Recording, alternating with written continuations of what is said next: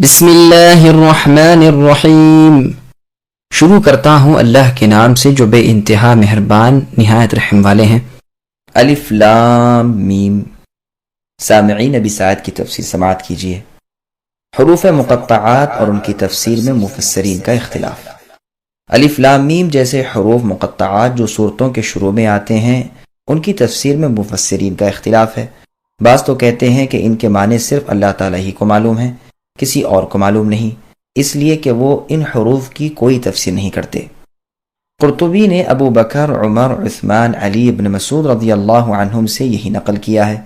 عامر شعبی، سفیان ثوری، ربیع ابن خثیم رحمۃ اللہ علیہم بھی یہی کہتے ہیں۔ ابو حاتم ابن حبان رحمۃ اللہ علیہما بھی اسی کو پسند کرتے ہیں۔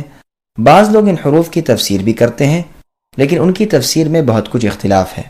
عبد الرحمن بن زید بن اسلم رحمۃ اللہ علیہ فرماتے ہیں یہ صورتوں کے نام ہیں۔ علامہ ابو القاسم محمود ابن عمر زمخشری اپنی تفسیر میں لکھتے ہیں اکثر لوگوں کا اسی پر اتفاق ہے۔ سیبویہ نے بھی یہی کہا ہے اور اس کی دلیل بخاری اور مسلم کی وہ حدیث ہے جس میں ہے کہ رسول اللہ صلی اللہ علیہ وسلم جمعے کے دن صبح کی نماز میں الف لام میم السجدہ اور هل اتى علی الانسان پڑھتے تھے۔ مجاہد رحمۃ اللہ علیہ فرماتے ہیں کہ الف لام میم اور حا میم اور الف لام میم صاد اور صاد یہ سب صورتوں کی ابتدا ہے جن سے یہ صورتیں شروع ہوتی ہیں۔ انہی سے یہ بھی منقول ہے کہ الف لام میم قرآن کے ناموں سے ایک نام ہے۔ قتادہ رحمہ اللہ اور زید ابن اسلم رحمۃ اللہ علیہ کا بھی یہی قول ہے اور شاید اس قول کا مطلب بھی وہی ہے جو عبد الرحمن ابن زید ابن اسلم رحمۃ اللہ علیہ فرماتے ہیں کہ یہ صورتوں کے نام ہیں، اس لیے کہ ہر صورت کو قرآن کہہ سکتے ہیں اور یہ نہیں ہو سکتا کہ سارے قرآن کا نام الف لام میم صاد ہو، کیونکہ جب کوئی شخص کہے کہ میں نے سورہ الف لام میم صاد پڑھی تو ظاہر یہی سمجھا جاتا ہے کہ اس نے سورہ اعراف پڑھی نہ کہ پورا قرآن، واللہ اعلم۔ بعض مفسرین کہتے ہیں کہ یہ اللہ تعالیٰ کے نام ہے۔ شعبی، سالم ابن عبداللہ، اسماعیل ابن عبد الرحمن، سدی کبیر رحمۃ اللہ علیہم یہی کہتے ہیں۔ ابن عباس رضی اللہ عنہما سے روایت ہے کہ الف لام میم اللہ تعالیٰ کا بڑا نام ہے۔ ایک اور روایت میں ہے کہ حا میم، طا سین اور الف لام میم یہ سب اللہ تعالیٰ کے بڑے نام ہیں۔ علی اور ابن عباس رضی اللہ عنہما دونوں سے یہ مروی ہے۔ ایک اور روایت میں ہے کہ یہ اللہ تعالیٰ کی قسم ہے اور اللہ کا نام بھی ہے۔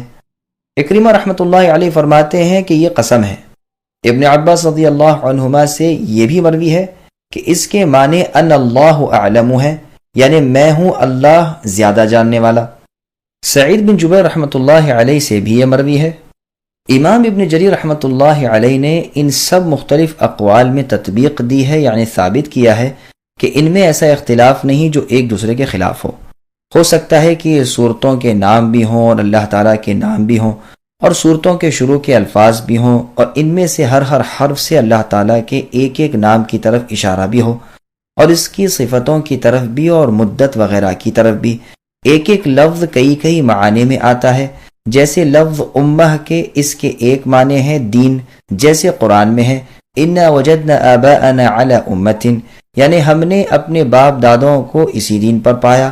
دوسرے معنی ہے اللہ کا اطاعت گزار بندہ، جیسے فرمایا ان ابراہیم کان امۃ، یعنی ابراہیم علیہ السلام اللہ تعالیٰ کے مطیع اور فرما بردار اور مخلص بندے تھے اور وہ مشرکوں میں سے نہ تھے۔ تیسرے معنی ہے جماعت، جیسے فرمایا وجد علیہ امہ، یعنی ایک جماعت کو اس کنویں پر پانی پلاتے ہوئے پایا۔ دوسری جگہ ہے وَلَقَدْ بَعَثْنَا فِي كُلِّ أُمَّةٍ رَسُولًا، یعنی ہم نے ہر جماعت میں رسول بھیجا۔ چوتھے معنی ہے مدت اور زمانہ، فرمان ہے وَالذَّكَرَ بَعْدَ أُمَّةٍ، یعنی ایک مدت کے بعد اسے یاد آیا۔ پس جس طرح یہاں ایک لفظ کے کئی معنی ہوئے اسی طرح ممکن ہے کہ ان حروف مقطعات کے بھی کئی معنی ہوں۔ امام ابن جریر رحمۃ اللہ علیہ کے اس فرمان پر ہم کہہ سکتے ہیں کہ ابو العالیہ نے جو تفسیر کی ہے اس کا مطلب تو یہ ہے کہ یہ ایک لفظ ایک ساتھ ایک ہی جگہ ان سب معانی میں ہے، اور لفظ امت وغیرہ جو کئی معنی میں آتے ہیں جنہیں اصطلاح میں الفاظ مشترکہ کہتے ہیں، ان کے معنی ہر جگہ جدا جدا تو ضرور ہوتے ہیں لیکن ہر جگہ ایک ہی معنی ہوتے ہیں جو عبارت کے قرینے سے معلوم ہو جاتے ہیں۔ ایک ہی جگہ سب کے سب معنی مراد نہیں ہوتے، اور سب پر ایک جگہ محمول کرنے کے مسئلے میں علماء اصول کا بڑا اختلاف ہے، اور ہمارے تفسیری موضوع سے اس کا بیان خارج ہے، واللہ اعلم۔ دوسرے یہ کہ امت وغیرہ الفاظ کے جو معنی ہیں وہ بہت سارے ہیں، اور یہ الفاظ اسی لیے بنائے گئے ہیں، اور بندش کلام اور نشست الفاظ سے ایک معنی ٹھیک بیٹھ جاتے ہیں، لیکن ایک حرف کی دلالت ایک ایسے نا پر ممکن ہے کہ وہ دوسرے ایسے نا پر بھی دلالت کرتا ہو، اور ایک کو دوسرے پر کوئی فضیلت نہ ہو، تو مقدر ماننے سے، نہ ضمیر دینے سے، نہ وضع کے اعتبار سے، اور نہ اور اعتبار سے، تو ایسی بات علمی طور پر نہیں سمجھی جا سکتی۔ البتہ اگر منقول ہو تو اور بات ہے، لیکن یہاں تو اختلاف ہے اور اجماع نہیں، اس لیے یہ فیصلہ قابل غور ہے۔ اب بعض اشعار عرب کے جو اس بات کی دلیل میں پیش کیے جاتے ہیں کہ کلمے کو بیان کرنے کے لیے صرف اس کا پہلا حرف بول دیتے ہیں، یہ ٹھیک ہے، لیکن ان شعروں میں خود عبارت ایسی ہوتی ہے جو اس پر دلالت کرتی ہے، ایک حرف کے بولتے ہی پورا کلمہ سمجھ آ جاتا ہے، لیکن یہاں ایسا بھی نہیں، واللہ اعلم۔ مجاہد رحمۃ اللہ علیہ کہتے ہیں کہ صورتوں کے شروع میں جو یہ حروف ہیں، مثلا قاف، صاد، ح، میم، طاسیم، میم، الف لام را وغیرہ، سب حروف ہجا ہیں۔ بعض عربی داں کہتے ہیں کہ یہ حروف الگ الگ جو 28 ہیں، ان میں سے چند ذکر کر کے باقی کو چھوڑ دیا گیا ہے۔ جیسے کوئی کہے کہ میرا بیٹا الف با تا ثا لکھتا ہے، تو مطلب یہ ہوتا ہے کہ یہ تمام 28 حروف لکھتا ہے، لیکن ابتدا کے چند حروف ذکر کر دیے، باقی کو چھوڑ دیا۔ صورتوں کے شروع میں اس طرح کے کل 14 حرف آئے ہیں، الف لام میم صاد را کاف ح یا عین طا سین ح قاف نون۔ ان سب کو اگر ملا لیا جائے تو یہ عبارت بنتی ہے نص حکیم قاطع لہ سر۔ تعداد کے لحاظ سے یہ حرف 14 ہیں، اور جملہ حروف چونکہ 28 ہیں، اس لیے یہ پورے آدھے ہوئے۔ جو حروف بیان کیے گئے یہ ان حروف سے جو نہیں لائے گئے زیادہ فضیلت والے ہیں، اور یہ صناعت تصریف ہے۔ ایک حکمت اس میں یہ بھی ہے کہ جتنی قسم کے حرف تھے اتنی قسمیں باعتبار اکثریت کے ان میں آ گئیں، یعنی محموسہ، مجہورہ وغیرہ۔ سبحان اللہ، ہر چیز میں اللہ مالک کی حکمت نظر آتی ہے۔ یہ یقینی بات ہے کہ اللہ کا کلام لغو، بیہودہ، بیکار اور بے معنی الفاظ سے پاک ہے۔ جو جاہل لوگ کہتے ہیں کہ سرے سے ان حروف کے کچھ معنی ہی نہیں، وہ بالکل خطا پر ہیں، اس کے کچھ نہ کچھ معنی یقیناً ہیں۔ اگر نبی معصوم صلی اللہ علیہ وسلم سے اس کے معنی کچھ ثابت ہوں تو ہم وہ معنی کریں گے اور سمجھیں گے، ورنہ جہاں کہیں رسول اللہ نے کچھ معنی بیان نہیں کیے ہم بھی نہ کریں گے، اور ایمان لائیں گے کہ یہ اللہ کریم کی طرف سے ہے، رسول اللہ سے تو اس میں ہمیں کچھ نہیں ملا۔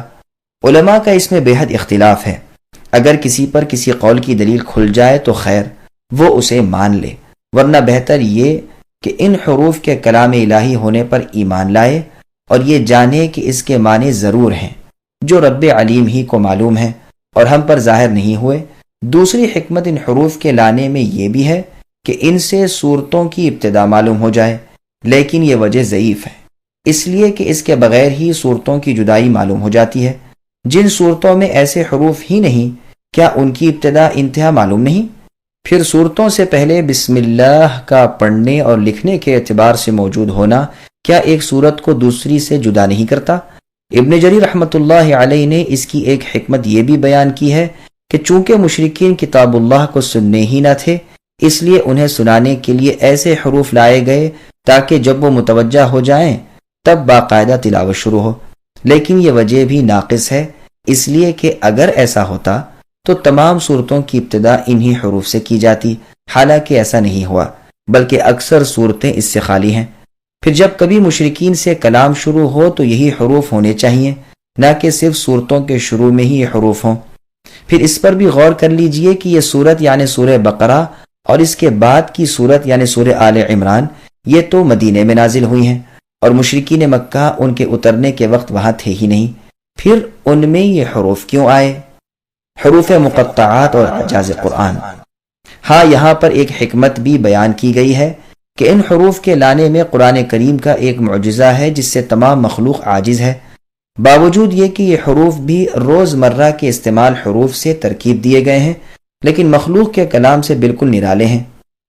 مبرد اور محققین کی ایک جماعت اور فراء اور قطرب سے بھی یہی منقول ہے۔ زمخشری نے کشاف میں اس قول کو نقل کر کے اس کی بہت تائید کی ہے۔ زمخشری، ابن تیمیہ اور حافظ مزی رحمۃ اللہ علیہما نے بھی یہی حکمت بیان کی ہے۔ زمخشری کہتے ہیں کہ یہی وجہ ہے کہ تمام حروف اکٹھا نہیں آئے۔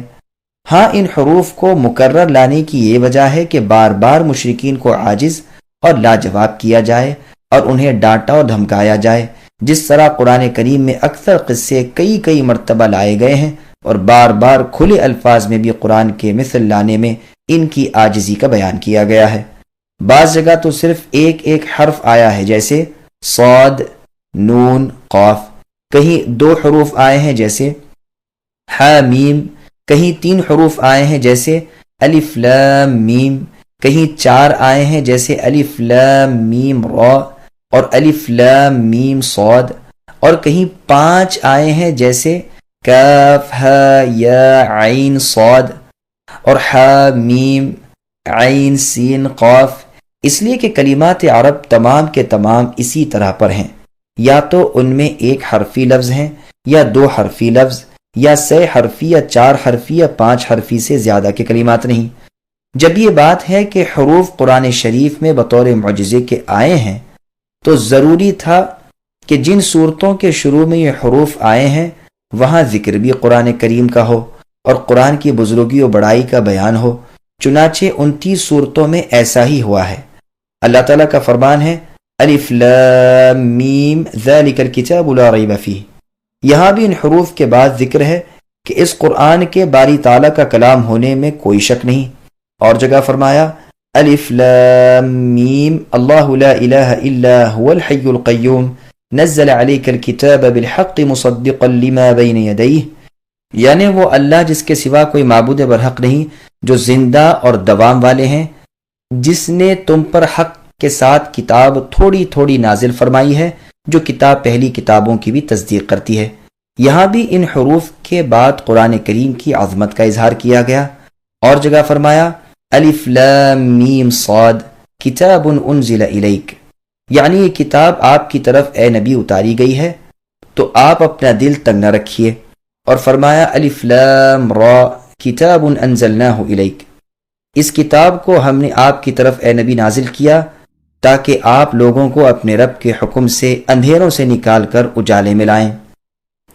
ارشاد ہوتا ہے الف لام میم تنزیل الکتاب لا ریب فیہ من رب العالمین، اس کتاب کے رب العالمین کی طرف سے نازل شدہ ہونے میں کوئی شک و شبہ نہیں۔ اور فرماتے ہیں حامیم تنزیل من الرحمن الرحیم، حامیم بخششوں اور مہربانیوں والے مالک نے اس قرآن کو نازل فرمایا ہے۔ اور فرمایا حامیم عین سین قاف کذالک یوحی الیک، یعنی اس طرح وحی اللہ تعالیٰ کرتے ہیں غالب حکمتوں والے آپ کی طرف اے نبی، اور ان نبیوں کی طرف جو آپ سے پہلے تھے۔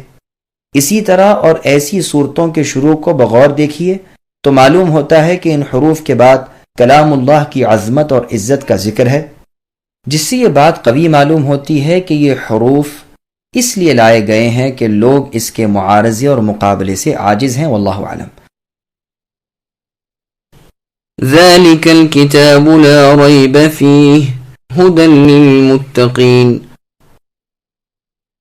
اس کتاب کے اللہ تعالیٰ کی کتاب ہونے میں کوئی شک نہیں، پرہیزگاروں کو راہ دکھانے والی ہے۔ سامعین، اب اس آیت کی تفسیر سماعت کیجیے۔ قرآن مجید بلا شک کلام الہی ہے۔ ابن عباس رضی اللہ عنہما فرماتے ہیں یہاں ذالکہ معنی میں ھذا کے ہے۔ مجاہد، عکرمہ، سعید بن جبیر، سدی، مقاتل ابن حیان، زید ابن اسلم اور ابن جریج رحمۃ اللہ علیہم کا بھی یہی قول ہے۔ یہ دونوں لفظ ایک دوسرے کے قائم مقام عربی زبان میں اکثر آتے رہتے ہیں۔ امام بخاری رحمۃ اللہ علیہ نے ابو عبیدہ رحمہ اللہ سے بھی یہی نقل کیا ہے۔ مطلب یہ ہے کہ ذالکہ اصل میں ہے تو دور کے اشارے کے لیے، جس کے معنی ہیں وہ، لیکن کبھی نزدیک کے لیے بھی لاتے ہیں، اس وقت اس کے معنی ہوتے ہیں یہ۔ یہاں بھی اسی معنی میں ہے۔ زمخشری کہتے ہیں کہ اس سے اشارہ الف لام میم کی طرف ہے، جیسے اس آیت میں ہے لا فارض ولا بکر عوان بین ذلک، یعنی نہ تو وہ گائے بڑھیا ہے نہ بچی ہے، بلکہ اس کے درمیانی عمر کی جوان ہے۔ اور جگہ فرمایا ذالکم حکم اللہ یحکم بینکم، یہ ہے اللہ کا حکم جو تمہارے درمیان حکم کرتے ہیں۔ اور جگہ فرمایا ذالکم اللہ، یہ ہے اللہ تعالی، اور اس کی مثال اور مواقع پہلے گزر چکے، واللہ عالم۔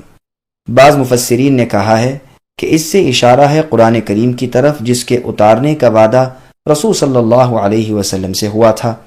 بعض نے تورات کی طرف، کسی نے انجیل کی طرف بھی اشارہ بتایا ہے، اور اسی طرح کے 10 اقوال ہیں، لیکن ان کو اکثر مفسرین نے ضعیف کہا ہے، واللہ عالم۔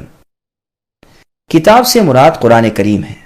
جن لوگوں نے کہا ہے کہ ذالک الکتاب کا اشارہ تورات اور انجیل کی طرف ہے، انہوں نے نہایت دور کا راستہ لیا اور بڑی تکلیف اٹھائی، اور خواہ مخواہ بلا وجہ وہ بات کہی جس کا انہیں علم نہیں۔ ریب کے معنی ہے شک اور شبہ۔ ابن عباس، ابن مسعود اور کئی ایک صحابہ رضوان اللہ علیہم سے یہی معنی مروی ہیں۔ ابو الدرداء ابن عباس رضی اللہ عنہما، نیز مجاہد، سعید ابن جبیر، ابو مالک، نافع رحمۃ اللہ علیہم جو ابن عمر رضی اللہ عنہما کے مولا ہیں، عطاء ابو العالیہ، ربیع ابن انس، مقاتل ابن حیان، سدی، قتادہ، اسماعیل ابن ابی خالد رحمۃ اللہ علیہم سے بھی یہی مروی ہے۔ ابن ابی حاتم فرماتے ہیں مفسرین کا اس میں اختلاف نہیں۔ ریب کا لفظ عرب شاعروں کے شعروں میں تہمت کے معنی میں بھی آیا ہے، اور حاجت کے معنی میں بھی اس کا استعمال ہوا ہے۔ اس جملے کے معنی یہ ہوئے کہ اس قرآن کے اللہ تعالیٰ کی طرف سے نازل شدہ ہونے میں کچھ شک نہیں، جیسے سورہ سجدہ میں ہے الف لام میم تنزیل الکتاب لا ریب فیہ من رب العالمین، یعنی الف لام میم بے شک یہ قرآن کریم تمام جہانوں کے پالنے والے پروردگار اللہ کی طرف سے اترا ہے۔ بعض نے کہا ہے گو یہ خبر ہے مگر معنی میں نہیں کہے، یعنی اس میں شک نہ کرو۔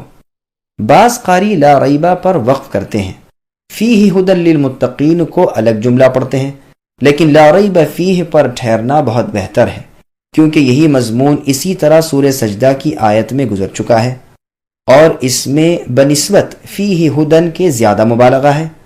ھدن نحوی اعتبار سے صفت ہو کر مرفوع ہو سکتا ہے، اور حال کی بنا پر منصوب بھی ہو سکتا ہے۔ اس جگہ ہدایت کو متقین کے ساتھ خاص کیا، جیسے دوسری جگہ فرمایا قل هو للذین آمنوا ھدی وشفاء، یعنی یہ قرآن ہدایت و شفا ہے ایمان والوں کے لیے، اور بے ایمانوں کے کان بوجھل ہیں اور آنکھیں اندھی ہیں، یہ بہت دور کی جگہ سے پکارے جاتے ہیں۔ اور فرمایا وَنُنَزِّلُ مِنَ الْقُرْآنِ مَا هُوَ شِفَاءٌ وَرَحْمَةٌ لِّلْمُؤْمِنِينَ، یعنی یہ قرآن ایمان والوں کے لیے شفا اور رحمت ہے، اور ظالم لوگ تو اپنے خسارے میں ہی بڑھتے جاتے ہیں۔ اس مضمون کی اور آیات بھی ہیں، اور ان سب کا مطلب یہ ہے کہ گو قرآن کریم خود ہدایت اور محض ہدایت ہے اور سب کے لیے ہے، لیکن اس ہدایت سے نفع اٹھانے والے صرف نیک بخت لوگ ہیں، جیسے اللہ نے فرمایا یا ایھا الناس قد جاءتکم موعظۃ من ربکم الی آخر الآیہ، یعنی لوگوں تمہارے پاس رب تعالیٰ کی نصیحت اور سینے کی بیماریوں کی شفا آ چکی ہے، جو مؤمنوں کے لیے شفا اور رحمت ہے۔ ابن عباس اور ابن مسعود اور بعض دیگر صحابہ رضوان اللہ علیہم سے مروی ہے کہ ہدایت سے مراد نور ہے۔ متقی کون لوگ ہیں؟ ابن عباس رضی اللہ عنہما فرماتے ہیں متقین وہ ہیں جو ایمان لا کر شرک سے دور رہ کر اللہ تعالیٰ کے احکام بجا لائیں۔ ایک اور روایت میں ہے متقی وہ لوگ ہیں جو اللہ تعالیٰ کے عذابوں سے ڈر کر ہدایت کو نہیں چھوڑتے، اور اللہ کی رحمت کی امید رکھ کر اللہ کی طرف سے جو نازل ہوا اسے سچا جانتے ہیں۔ حسن بصری رحمۃ اللہ علیہ فرماتے ہیں متقی وہ ہیں جو حرام سے بچے اور فرائض بجا لائے۔ اعمش ابو بکر ابن عیاش رحمۃ اللہ علیہ سے سوال کرتے ہیں کہ متقی کون ہیں؟ آپ یہی جواب دیتے ہیں، پھر میں نے کہا ذرا قلبی سے تو دریافت کر لو۔ وہ کہتے ہیں متقی وہ ہیں جو کبیرہ گناہوں سے بچیں۔ اس پر دونوں کا اتفاق ہوتا ہے۔ قتادہ رحمۃ اللہ علیہ فرماتے ہیں متقی وہ ہے جس کا وصف اللہ تعالیٰ نے خود اس آیت کے بعد بیان فرمایا ہے کہ الذین یؤمنون بالغیب الی آخر الآیہ۔ ابن جریر رحمۃ اللہ علیہ فرماتے ہیں کہ یہ سب اوصاف متقین میں جمع ہوتے ہیں۔ ترمذی اور ابن ماجہ کی حدیث میں ہے کہ رسول اللہ صلی اللہ علیہ وسلم فرماتے ہیں بندہ حقیقی متقی نہیں ہو سکتا جب تک کہ ان چیزوں کو نہ چھوڑ دے جن میں حرج نہیں، اس خوف سے کہ کہیں وہ حرج میں گرفتار نہ ہو جائے۔ ترمذی اسے حسن غریب کہتے ہیں۔ ابن ابی حاتم میں ہے معاذ رضی اللہ عنہ فرماتے ہیں کہ جب لوگ ایک میدان میں قیامت کے دن روک لیے جائیں گے، اس وقت ایک پکارنے والا پکارے گا کہ متقی کہاں ہیں؟ اس آواز پر وہ کھڑے ہوں گے اور اللہ تعالیٰ انہیں اپنے بازو میں لے لیں گے اور بے حجاب انہیں اپنے دیدار سے مشرف فرمائیں گے۔ ابو عفیف نے پوچھا، اے معاذ، متقی کون لوگ ہیں؟ آپ نے فرمایا، جو لوگ شرک سے اور بت پرستی سے بچیں اور باری تعالیٰ کی خالص عبادت کریں، وہ اسی عزت کے ساتھ جنت میں پہنچائے جائیں گے۔ ہدایت کی وضاحت۔ ہدایت کے معنی کبھی تو دل میں ایمان پیوست ہو جانے کے آتے ہیں، اس ہدایت پر تو سوائے رب تعالیٰ کے اور کوئی قدرت نہیں رکھتے۔ فرمان ہے، انک لا تہدی من احببت، یعنی اے نبی صلی اللہ علیہ وسلم، جسے آپ چاہیں ہدایت نہیں دے سکتے۔ اور فرماتے ہیں، لیس علیک ہداہم، اے نبی آپ پر ان کی ہدایت لازم نہیں۔ اور فرماتے ہیں، من یضلل اللہ فلا ہادی لہ، جسے اللہ تعالیٰ گمراہ کریں اسے کوئی ہدایت پر لانے والا نہیں۔ اور فرمایا، من یہد اللہ فہو المہتدی الی آخر الآیہ، یعنی جسے اللہ تعالیٰ ہدایت دیں وہی ہدایت والا ہے، اور جسے وہ گمراہ کر دیں تو تم ہرگز اے نبی اس کا نہ کوئی ولی پاؤ گے نہ مرشد۔ اس قسم کی اور آیات بھی ہیں۔ اور ہدایت کے معنی کبھی حق اور حق کو واضح کر دینے اور حق پر دلالت کرنے اور حق کی طرف راہ دکھانے کے بھی آتے ہیں۔ چنانچہ اللہ تعالیٰ فرماتے ہیں، وَإِنَّكَ لَتَهْدِي إِلَى صِرَاطٍ مُسْتَقِيمٍ، یعنی آپ یقیناً اے نبی سیدھی راہ کی راہبری کرتے ہیں۔ اور فرمایا، إِنَّمَا أَنْتَ مُنذِرٌ وَلِكُلِّ قَوْمٍ هَادٍ، یعنی آپ اے نبی آپ تو صرف ڈرانے والے ہیں اور ہر قوم کے لیے ہادی ہے۔ اور جگہ فرمان ہے، وَأَمَّا ثَمُودُ فَهَدَيْنَاهُمْ، یعنی ہم نے سمود کو ہدایت دکھائی لیکن انہوں نے اندھے پن کو ہدایت پر پسند کر لیا۔ اور فرماتے ہیں، وَهَدَيْنَاهُ النَّجْدَيْنِ، اور ہم نے انسان کو دونوں راہیں دکھائیں، یعنی بھلائی اور برائی کی۔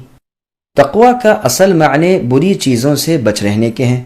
اصل میں یہ وقوہ ہے، وقایہ سے ماخوذ ہے۔ نابغہ وغیرہ کے اشعار میں بھی آیا ہے۔ ابی بن کعب رضی اللہ عنہ سے عمر رضی اللہ عنہ نے پوچھا کہ تقوی کیا ہے؟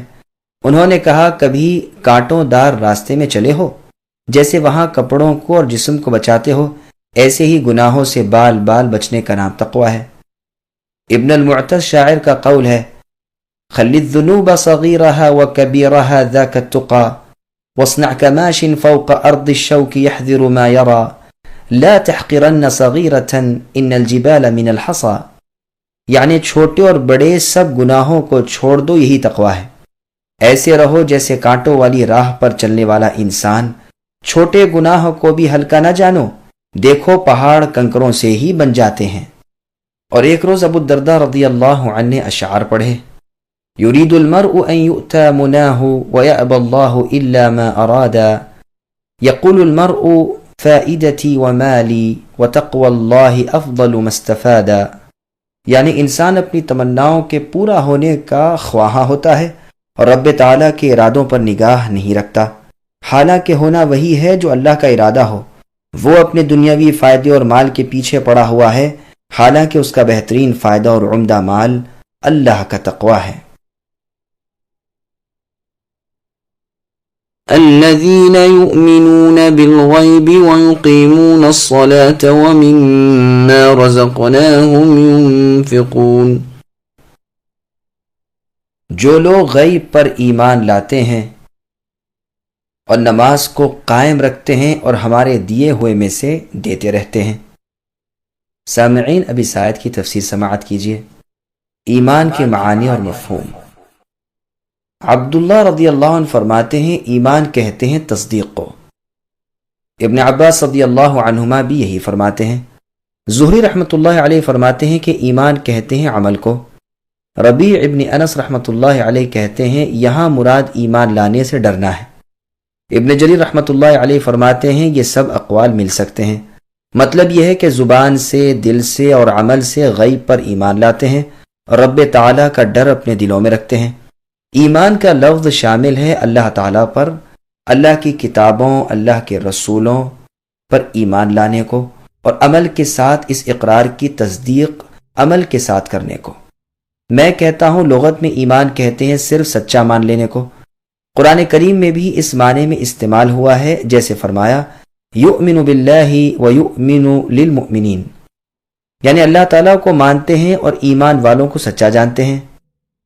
یوسف علیہ السلام کے بھائیوں نے اپنے والد یعقوب علیہ السلام سے کہا تھا وَمَا أَنْتَ بِمُؤْمِنٍ لَنَا وَلَوْ كُنَّا صَادِقِينَ، یعنی آپ ابا ہمارا یقین نہیں کریں گے اگرچہ ہم سچے ہوں۔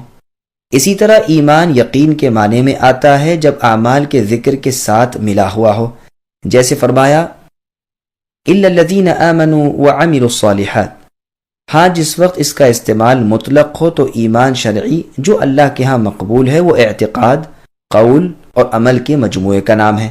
اکثر ائمہ کا یہی مذہب ہے، بلکہ امام شافعی، امام احمد اور ابو عبیدہ رحمۃ اللہ علیہم وغیرہ نے اس پر اجماع نقل کیا ہے کہ ایمان نام ہے زبان سے کہنے اور عمل کرنے کا، اور ایمان بڑھتا گھٹتا رہتا ہے، اور اس کے ثبوت میں بہت سے آثار اور احادیث بھی آئی ہیں جو ہم نے بخاری کی شرح میں نقل کر دی ہیں فالحمدللہ۔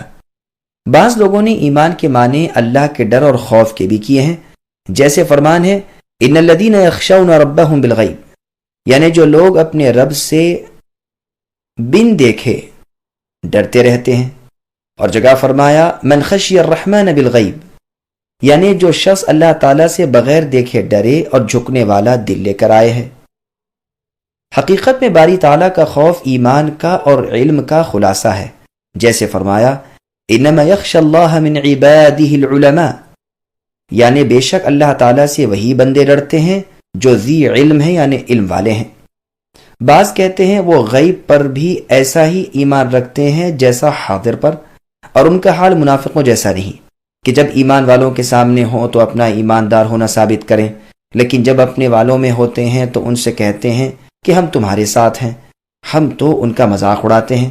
ان منافقین کا حال سورہ منافقون میں اس طرح بیان ہوا ہے کہ اذا جاءک المنافقون الی آخر الآیہ، یعنی منافق اے نبی جب آپ کے پاس آتے ہیں تو کہتے ہیں کہ ہم تہہ دل سے گواہی دیتے ہیں کہ آپ اللہ کے رسول ہیں، اللہ خوب جانتے ہیں کہ آپ اللہ کے رسول ہیں، لیکن اللہ کی گواہی ہے کہ یہ منافق آپ سے جھوٹ کہتے ہیں۔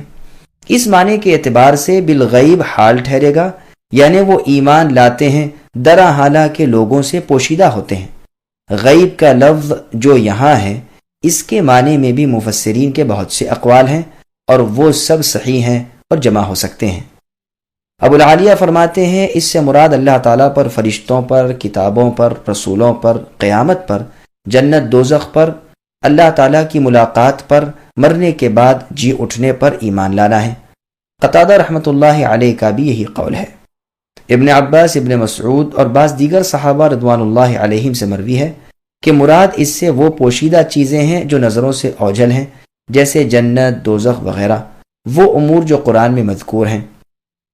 ابن عباس رضی اللہ عنہما فرماتے ہیں اللہ کی طرف سے جو آیا ہے وہ سب غیب میں داخل ہے۔ ابو ذر رضی اللہ عنہ فرماتے ہیں مراد اس سے قرآن ہے۔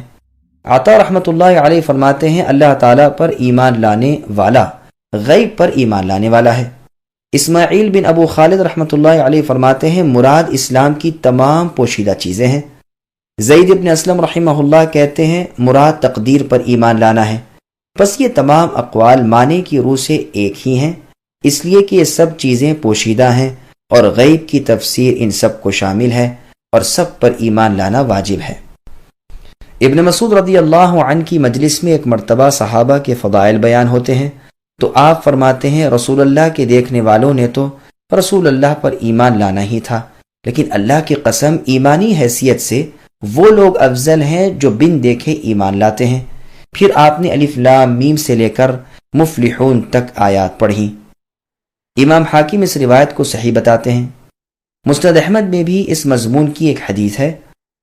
ابو جمعہ صحابی رضی اللہ عنہ سے ابن محریر رحمۃ اللہ علیہ نے کہا کہ کوئی ایسی حدیث سنائیے جو آپ نے خود رسول اللہ صلی اللہ علیہ وسلم سے سنی ہو۔ فرمایا اچھا، میں تمہیں ایک بہت ہی عمدہ حدیث سناتا ہوں۔ ہم نے رسول صلی اللہ علیہ وسلم کے ساتھ ایک مرتبہ ناشتہ کیا، ہمارے ساتھ ابو عبیدہ ابن الجراح رضی اللہ عنہ بھی تھے۔ انہوں نے کہا یا رسول اللہ، کیا ہم سے بہتر بھی کوئی اور ہے؟ ہم آپ کے ساتھ اسلام لائے، آپ کے ساتھ جہاد کیے۔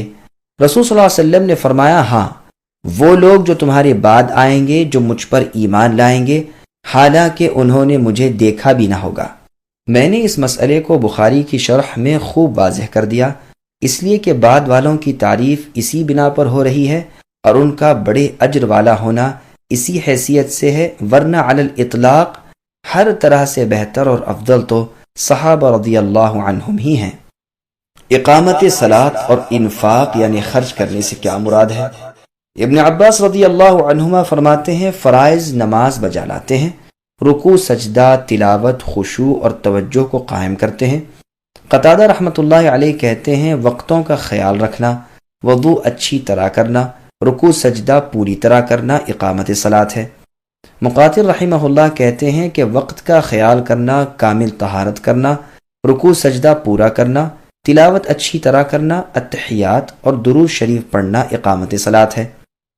ابن عباس رضی اللہ عنہما فرماتے ہیں مما رزقناہم ينفقون کے معنی زکوٰۃ ادا کرنے کے ہیں۔ ابن عباس، ابن مسعود اور بعض صحابہ رضی اللہ عنہم نے کہا ہے کہ اس سے مراد آدمی کا اپنے بال بچوں کو کھلانا پلانا ہے۔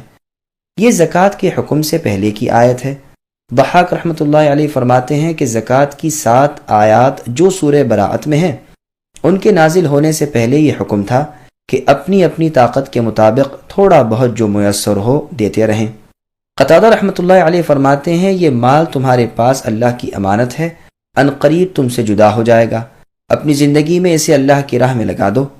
ابن جریر رحمۃ اللہ علیہ فرماتے ہیں یہ آیت عام ہے زکوٰۃ کو، اہل و عیال کے خرچ کو اور جن لوگوں کو دینا ضروری ہو ان سب کے دینے کو شامل ہے، اس لیے پروردگار نے ایک عام وصف بیان فرمایا ہے اور عام تعریف کی ہے جو ہر طرح کے خرچ کو شامل ہوگی۔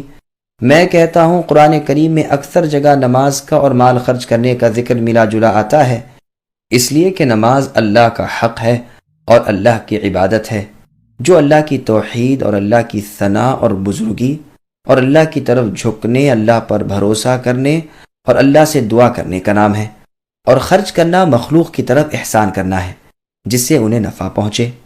اس کے زیادہ حقدار اہل و عیال اور غلام ہیں، پھر دور والے اجنبی، پس تمام واجب خرچ اخراجات اور فرض زکوٰۃ اس میں داخل ہیں۔ بخاری اور مسلم میں ابن عمر رضی اللہ عنہما سے روایت ہے رسول اللہ صلی اللہ علیہ وسلم نے فرمایا اسلام کی بنائیں یعنی بنیادیں 5 ہیں، اللہ تعالیٰ کی توحید اور محمد صلی اللہ علیہ وسلم کی رسالت کی گواہی دینا، نماز قائم رکھنا، زکوٰۃ دینا، رمضان کے روزے رکھنا اور بیت اللہ کا حج کرنا۔ اس بارے میں اور بہت سی احادیث ہیں۔ صلاۃ کے لغوی و شرعی معنی۔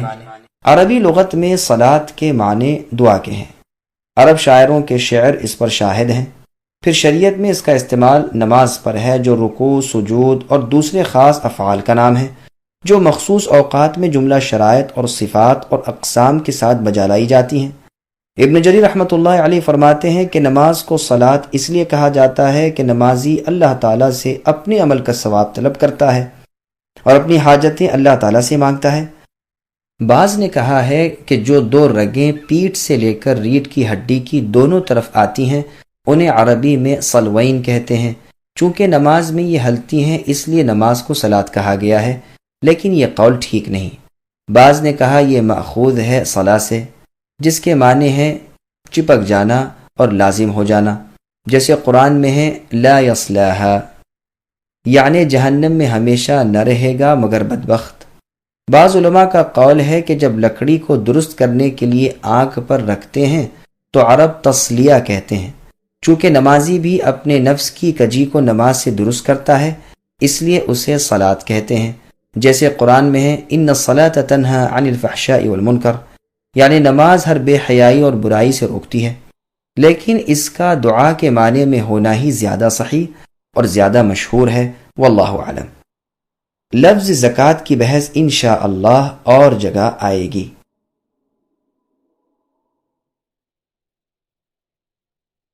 والذين يؤمنون بما أنزل إليك وما أنزل من قبلك وبالآخرة هم يوقنون، اور جو لوگ ایمان لاتے ہیں اس پر جو آپ کی طرف اے نبی اتارا گیا ہے اور جو آپ سے پہلے اتارا گیا اور آخرت پر بھی یقین رکھتے ہیں۔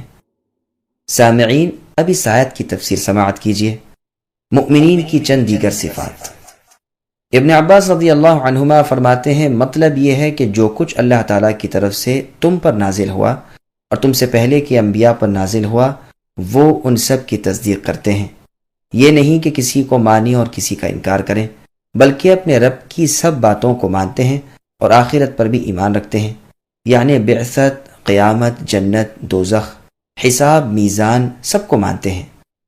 قیامت چونکہ دنیا کے فنا ہونے کے بعد آئے گی اس لیے اسے آخرت کہتے ہیں۔ بعض مفسرین نے کہا ہے کہ جن کی پہلے ایمان بالغیب وغیرہ کے ساتھ صفت بیان کی گئی تھی انہی کی دوبارہ یہ صفتیں بیان کی گئی ہیں، یعنی ایماندار خواہ عرب مؤمن ہو خواہ اہل کتاب وغیرہ۔ مجاہد ابو العالیہ، ربیع ابن انس اور قتادہ رحمۃ اللہ علیہم کا بھی یہی قول ہے۔ بعض نے کہا ہے کہ یہ دونوں ہیں تو ایک، مگر مراد اس سے صرف اہل کتاب ہی ہیں۔ ان دونوں صورتوں میں واو عطف کا ہوگا اور صفتوں کا عطف صفتوں پر ہوگا، جیسے سبح اسم ربک الاعلی، اس میں صفتوں کا عطف صفتوں پر ہے، اور شعراء کے شعروں میں بھی آیا ہے۔ بعض کا قول یہ ہے کہ پہلی صفتیں تو ہیں عرب مؤمنوں کی، اور والذین یؤمنون بما انزل الیک سے اہل کتاب کے مؤمنوں کی صفتیں مراد ہیں۔ سدی رحمۃ اللہ علیہ نے ابن عباس، ابن مسعود اور بعض دیگر صحابہ رضوان اللہ علیہم سے نقل کیا ہے، اور ابن جریر رحمۃ اللہ علیہ نے بھی اسی کو پسند کیا ہے، اور اس کی شہادت میں یہ آیت لائے ہیں وَإِنَّ مِنْ أَهْلِ الْكِتَابِ لَمَنْ يُؤْمِنُ بِاللَّهِ الی آخر الآیہ، یعنی اہل کتاب میں ایسے لوگ بھی ہیں جو اللہ تعالیٰ پر اور اللہ کی نازل کردہ وحی پر جو اس سے پہلے تمہاری طرف نازل کی گئی اور اس وحی پر جو ان کی طرف اتاری گئی ایمان لاتے ہیں اور اللہ تعالیٰ سے ڈرتے رہتے ہیں۔ اور جگہ ارشاد ہے الذین آتیناہم الکتاب من قبلہ الی آخر الآیہ، یعنی جنہیں اس سے پہلے کتاب دی تھی وہ اس کے ساتھ ایمان رکھتے ہیں، اور جب ان پر یہ قرآن پڑھا جاتا ہے تو کہتے ہیں ہم اس پر بھی ایمان لائے اور اسے اپنے رب کی طرف سے حق جانا، ہم تو اس سے پہلے ہی مسلمان تھے، انہیں ان کے صبر کرنے اور برائی کے بدلے بھلائی کرنے اور اللہ کی راہ میں خرچ کرنے کی وجہ سے دوہرا اجر ملے گا۔ بخاری اور مسلم میں ہے رسول اللہ صلی اللہ علیہ وسلم فرماتے ہیں 3 شخصوں کو دوہرا اجر ملے گا، ایک اہل کتاب جو اپنے نبی پر ایمان لائیں اور مجھ پر بھی ایمان رکھیں، دوسرا وہ غلام جو اللہ تعالیٰ کا حق ادا کرے اور اپنے مالک کا بھی، تیسرا وہ شخص جو اپنی لونڈی کو اچھا ادب سکھائے پھر اسے آزاد کر کے اسے نکاح کر لے۔ ابن جریر رحمۃ اللہ علیہ کے اس فرق کی مناسبت اس سے بھی معلوم ہوتی ہے کہ اس صورت کے شروع میں مؤمنوں اور کافروں کا بیان ہوا ہے، تو جس طرح کفار کی 2 قسمیں ہیں کافر اور منافق، اسی طرح مؤمنوں کی بھی 2 قسمیں کی، عربی مؤمن اور کتابی مؤمن۔ میں کہتا ہوں ظاہر یہ ہے کہ مجاہد رحمۃ اللہ علیہ کا یہ قول ٹھیک ہے کہ سورہ بقرہ کی پہلی 4 آیات مؤمنوں کے اوصاف کے بارے میں ہیں اور ان کے بعد کی 13 آیات منافقوں کے حق میں ہیں، عربی ہو یا عجمی، کتابی ہو یا غیر کتابی ہو، انسانوں میں سے ہو یا جنات میں سے، اس لیے کہ ان میں سے ہر ایک وصف دوسرے کو لازم اور شرط ہے، ایک بغیر دوسرے کے نہیں ہو سکتا۔ غیب پر ایمان لانا، نماز قائم کرنا اور زکوٰۃ دینا اس وقت تک صحیح نہیں جب تک کہ رسول صلی اللہ علیہ وسلم پر اور سابقہ انبیاء پر جو کتابیں اتری ہیں ان پر ایمان نہ ہو، اور ساتھ ہی آخرت کا یقین کامل نہ ہو۔ جس طرح پہلی 3 چیزیں بغیر پچھلی 3 چیزوں کے غیر معتبر ہیں، اسی طرح پچھلی تینوں بغیر پہلی تینوں کے صحیح نہیں۔ اسی لیے ایمان والوں کو حکم الہی ہے یا ایھا الذین آمنوا آمنوا باللہ ورسولہ والکتاب الی آخر الآیہ، یعنی اے ایمان والو اللہ پر اور اللہ کے رسول پر اور جو کتاب ان پر اتری ہے اس پر، اور جو کتابیں ان سے پہلے اتری ہیں ان پر ایمان لاؤ۔ اور جگہ فرمایا وَلَا تُجَادِلُوا أَهْلَ الْكِتَابِ إِلَّا بِالَّتِي هِيَ أَحْسَنُ إِلَى آخر الآیہ، یعنی اہل کتاب سے جھگڑنے میں بہترین طریقہ اختیار کرو اور کہو کہ ہم ایمان لائے ہیں اس پر جو ہماری طرف نازل کیا گیا ہے اور جو تمہاری طرف اتارا گیا ہے، ہمارے اور تمہارے معبود برحق ایک اللہ ہی ہیں۔ اور جگہ ارشاد ہے اے اہل کتاب جو ہم نے اتارا ہے اس پر ایمان لاؤ، یہ اس کو سچا کرنے والا ہے جو تمہارے پاس ہے۔ اور جگہ فرمایا اے اہل کتاب تم کسی چیز پر نہیں ہو جب تک کہ تورات اور انجیل کو جو کچھ تمہاری طرف تمہارے رب کی جانب سے اتارا گیا ہے قائم نہ رکھو۔ ایک اور جگہ تمام ایمان والوں کی طرف سے خبر دیتے ہوئے قرآن کریم نے فرمایا آمن الرسول بما انزل الیہ من ربہ الی آخر الآیہ، یعنی رسول ایمان لائے اس پر جو ان کی طرف ان کے رب کی طرف سے نازل ہوا، اور تمام ایمان والے بھی ہر ایک ایمان لایا اللہ تعالیٰ پر اور اللہ کے فرشتوں پر، اللہ کی کتابوں پر اور اللہ کے رسولوں پر۔ ہم رسولوں میں فرق اور جدائی نہیں کرتے۔ اسی طرح ارشاد ہوتا ہے کہ جو لوگ اللہ پر اور اللہ کے رسولوں پر ایمان لاتے ہیں اور رسولوں میں سے کسی میں تفریق نہیں کرتے، اس مضمون کی اور بھی بہت سی آیات ہیں جن میں تمام ایمان والوں کو اللہ تعالیٰ پر اور اللہ کے تمام رسولوں پر اور سب کتابوں پر ایمان لانے کا ذکر کیا گیا ہے۔ یہ اور بات ہے کہ اہل کتاب کے ایمانداروں میں ایک خاص خصوصیت ہے، کیونکہ ان کا ایمان اپنے ہاں کی کتابوں پر تفصیل کے ساتھ ہوتا ہے، اور پھر جب نبی صلی اللہ علیہ وسلم کے ہاتھ پر وہ اسلام قبول کرتے ہیں تو قرآن کریم پر بھی تفصیل کے ساتھ ایمان لاتے ہیں، اس لیے ان کو دوہرا اجر ملتا ہے۔ اور اس امت کے لوگ بھی سابقہ کتابوں پر ایمان لاتے ہیں، لیکن ان کا ایمان اجمالی طور پر ہوتا ہے، جیسے بخاری میں ہے، رسول صلی اللہ علیہ وسلم نے فرمایا کہ جب تم سے اہل کتاب کوئی بیان کرے تو تم نہ اسے سچ کہو اور نہ جھوٹ، بلکہ کہہ دیا کرو کہ ہم تو جو کچھ ہم پر اترا اسے بھی مانتے ہیں اور جو کچھ تم پر اترا ہے اس پر بھی ایمان رکھتے ہیں۔ بعض مواقع پر ایسا بھی ہوتا ہے کہ جو لوگ رسول اللہ پر ایمان لاتے ہیں ان کا ایمان بنسبت اہل کتاب کے ایمان کے زیادہ پورا، زیادہ کمال والا، زیادہ راسخ اور زیادہ مضبوط ہوتا ہے۔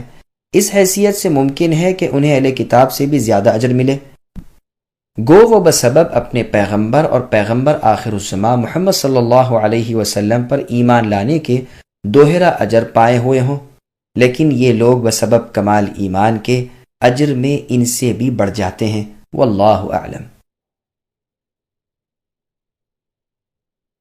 أولئك على هدى من ربهم وأولئك هم المفلحون۔ یہی لوگ اپنے رب کی طرف سے ہدایت پر ہیں اور یہی لوگ فلاح اور نجات پانے والے ہیں۔ سامعین اب اس آیت کی تفسیر سماعت کیجیے۔ ہدایت پانے والے خوش نصیب کون ہیں؟ یعنی وہ لوگ جن کے اوصاف پہلے بیان ہوئے، مثلا غیب پر ایمان لانا، نماز قائم رکھنا، اللہ کے دیے ہوئے میں سے خرچ کرنا، رسول اللہ پر جو اترا ہے اس پر ایمان لانا، رسول اللہ سے پہلے جو کتابیں اتری ان کو ماننا، دار آخرت پر یقین رکھ کر وہاں کام آنے والے نیک عمل کرنا، برائیوں اور حرام کاریوں سے بچنا، یہی لوگ ہدایت یافتہ ہیں جنہیں اللہ تعالیٰ کی طرف سے نور ملا ہے اور بیان و بصیرت حاصل ہوا ہے، اور انہی لوگوں کے لیے دنیا اور آخرت میں فلاح اور نجات ہے۔ ابن عباس رضی اللہ عنہما نے ہدایت کی تفسیر نور اور استقامت سے کی ہے، اور فلاح کی تفسیر اپنی چاہت کو پا لینے اور برائیوں سے بچ جانے سے کی ہے۔ ابن جریر رحمۃ اللہ علیہ فرماتے ہیں کہ یہ لوگ اپنے رب کی طرف سے نور اور دلیل اور ثابت قدمی اور سچائی اور توفیق حق پر ہیں، اور یہی لوگ اپنے پاکیزہ اعمال کی وجہ سے نجات و ثواب اور جنت کی ہمیشگی کو پانے کے مستحق ہیں اور عذابوں سے دور ہیں۔ ابن جریر رحمۃ اللہ علیہ فرماتے ہیں کہ دوسرے اولئکہ کا اشارہ اہل کتاب کی طرف ہے جن کی صفت اس سے پہلے بیان ہو چکی ہے، جیسے پہلے گزر چکا ہے۔ اس اعتبار سے والذین یؤمنون بما انزل الیک پہلے کی آیت سے جدا ہوگا اور مبتدا بن کر مرفوع ہوگا، اور اس کی خبر اولئک هم المفلحون ہوگی۔ لیکن پسندیدہ قول یہی ہے کہ اس کا اشارہ پہلے کے سب اوصاف والوں کی طرف ہے، اہل کتاب ہوں یا عرب ہوں۔ ابن عباس، ابن مسعود اور بعض صحابہ رضوان اللہ علیہم سے مروی ہے کہ یؤمنون بالغیب سے مراد عرب ایماندار ہیں، اور اس کے بعد کے جملے سے مراد اہل کتاب ایماندار ہیں۔ پھر دونوں کے لیے یہ بشارت ہے کہ یہ لوگ ہدایت اور فلاح والے ہیں، اور یہ پہلے بیان ہو چکا ہے کہ یہ آیات عام ہیں اور یہ اشارہ بھی عام ہے۔ واللہ اعلم۔ مجاہد، ابو العالیہ، ربیع ابن انس اور قتادہ رحمۃ اللہ علیہم سے یہی مروی ہے۔ ان الذين كفروا سواء عليهم أأنذرتهم ام لم تنذرهم لا يؤمنون۔ بے شک کافروں کو اے نبی آپ کا ڈرانا یا نہ ڈرانا برابر ہے، یہ لوگ ایمان نہ لائیں گے۔ سامعین اب اس آیت کی تفسیر سماعت کیجیے۔ بد نصیب لوگوں کا تذکرہ۔ یعنی جو لوگ حق کو پوشیدہ کرنے یا چھپا لینے کے عادی ہیں اور ان کی قسمت میں یہی ہے، نہ تو انہیں آپ کا ڈرانا سود مند ہے اور نہ ہی نہ ڈرانا، یہ کبھی اللہ تعالیٰ کی اس وحی کی تصدیق نہ کریں گے جو آپ پر نازل ہوئی، جیسے اور جگہ فرمایا ان الذین حقت علیہم کلمۃ ربک لا یؤمنون، یعنی اے نبی جن لوگوں پر اللہ کی بات ثابت ہو چکی ہے وہ ایمان نہ لائیں گے، اگرچہ تمام آیات دیکھ لیں، یہاں تک کہ دردناک عذاب دیکھیں۔ اور ایسے ہی سرکش اہل کتاب کی نسبت فرمایا وَلَئِنْ أَتَيْتَ الَّذِينَ أُوتُوا الْكِتَابَ بِكُلِّ آيَةٍ مَا تَبِعُوا قِبْلَتَكَ، یعنی اے نبی اہل کتاب کے پاس گرچہ آپ تمام دلائل لے آئیں تاہم وہ آپ کے قبلے کو نہیں مانیں گے، یعنی ان بد نصیبوں کو سعادت حاصل ہی نہیں ہونے کی، ان گمراہوں کو ہدایت کہاں۔ تو اے نبی ان پر افسوس نہ کیجئے، آپ کا کام صرف رسالت کا حق ادا کر دینا اور پہنچا دینا ہے، ماننے والے نصیب دار ہیں، وہ مالا مال ہو جائیں گے، اور اگر کوئی نہ مانے تو نہ صحیح، آپ کا فرض ادا ہو گیا، ہم خود ان سے حساب لے لیں گے، آپ صرف ڈرانے والے ہیں اور ہر چیز پر اللہ تعالیٰ ہی وکیل ہے۔ ابن عباس رضی اللہ عنہما فرماتے ہیں کہ رسول اللہ صلی اللہ علیہ وسلم کو اس بات کی بڑی ہی حرص یعنی شدید لالچ تھی کہ تمام لوگ ایماندار ہو جائیں اور ہدایت کو قبول کر لیں، لیکن پروردگار نے فرما دیا کہ یہ سعادت ہر ایک کے حصے کی نہیں، یہ نعمت بڑھ چکی ہے، جس کے حصے میں آئی ہے وہ آپ کی مانے گا، اور جو بدقسمت ہیں وہ ہرگز ہرگز آپ کی اطاعت کی طرف نہ جھکیں گے۔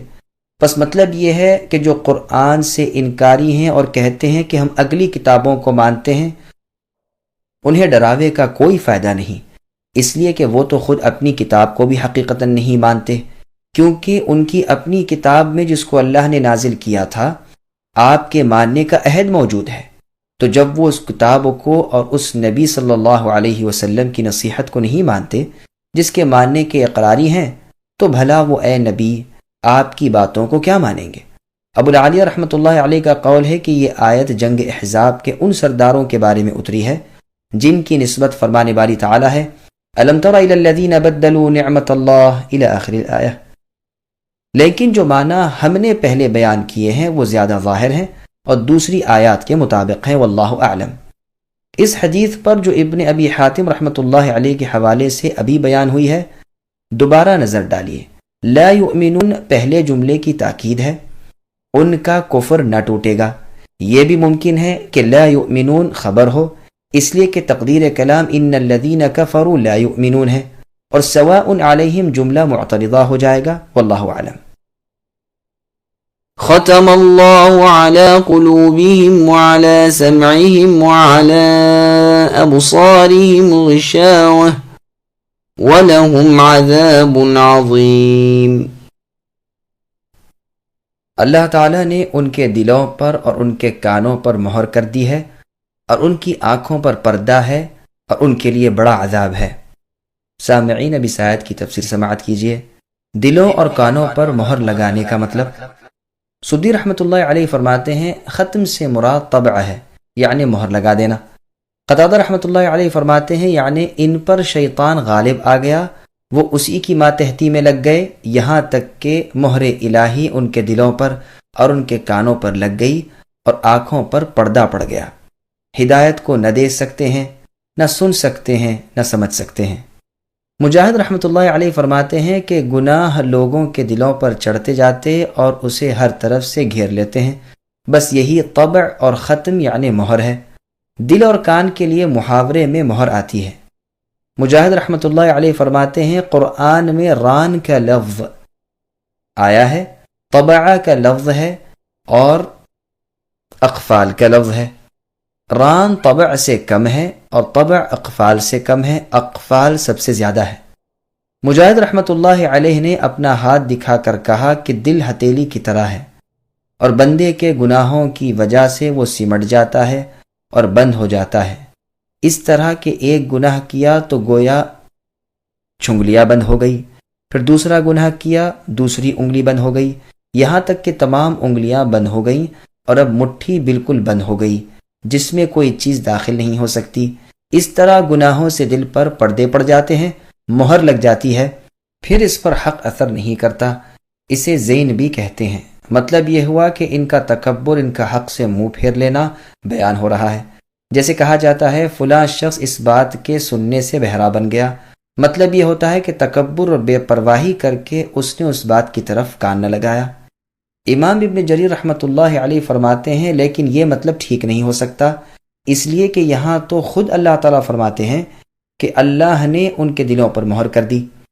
زمخشری نے اس کی تردید کی ہے اور 5 تعویلیں کی ہیں، لیکن سب کی سب بالکل بودی اور واہیہ ہیں، اور صرف اپنے معتزلی ہونے کی وجہ سے اسے یہ تکلفات کرنے پڑے، کیونکہ اس کے نزدیک یہ بات بہت بری ہے کہ کسی کے دل پر اللہ تعالیٰ مہر کر دے۔ لیکن افسوس اس نے دوسری صاف اور صریح آیات پر غور نہیں کیا۔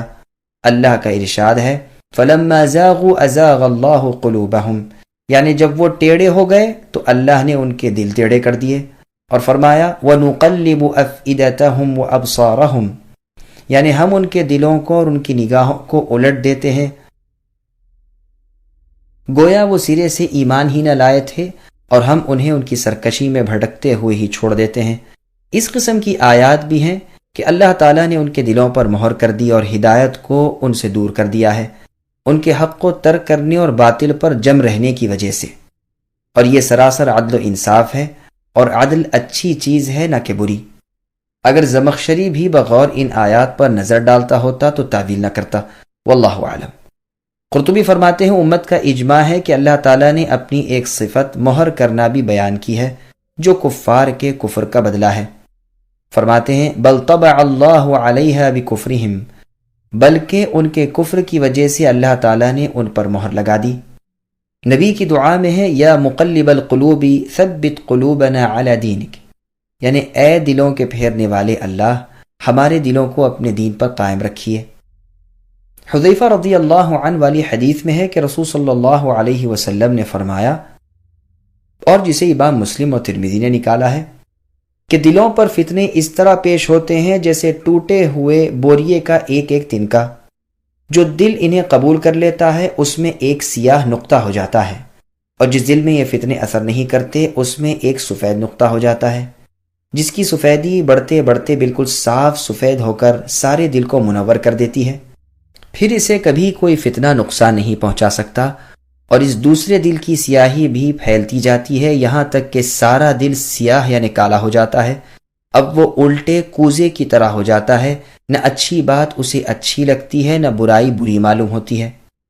ابن جریر رحمۃ اللہ علیہ کا فیصلہ یہ ہے کہ حدیث میں آ چکا ہے کہ مؤمن جب گناہ کرتا ہے اس کے دل میں ایک سیاہ نقطہ ہو جاتا ہے، اگر وہ باز آ گیا، توبہ کر لی، رک گیا تو وہ نقطہ ہٹ جاتا ہے اور اس کا دل صاف ہو جاتا ہے، اور اگر وہ گناہ میں بڑھ گیا تو وہ سیاہی بھی پھیلتی جاتی ہے یہاں تک کہ سارے دل پر چھا جاتی ہے۔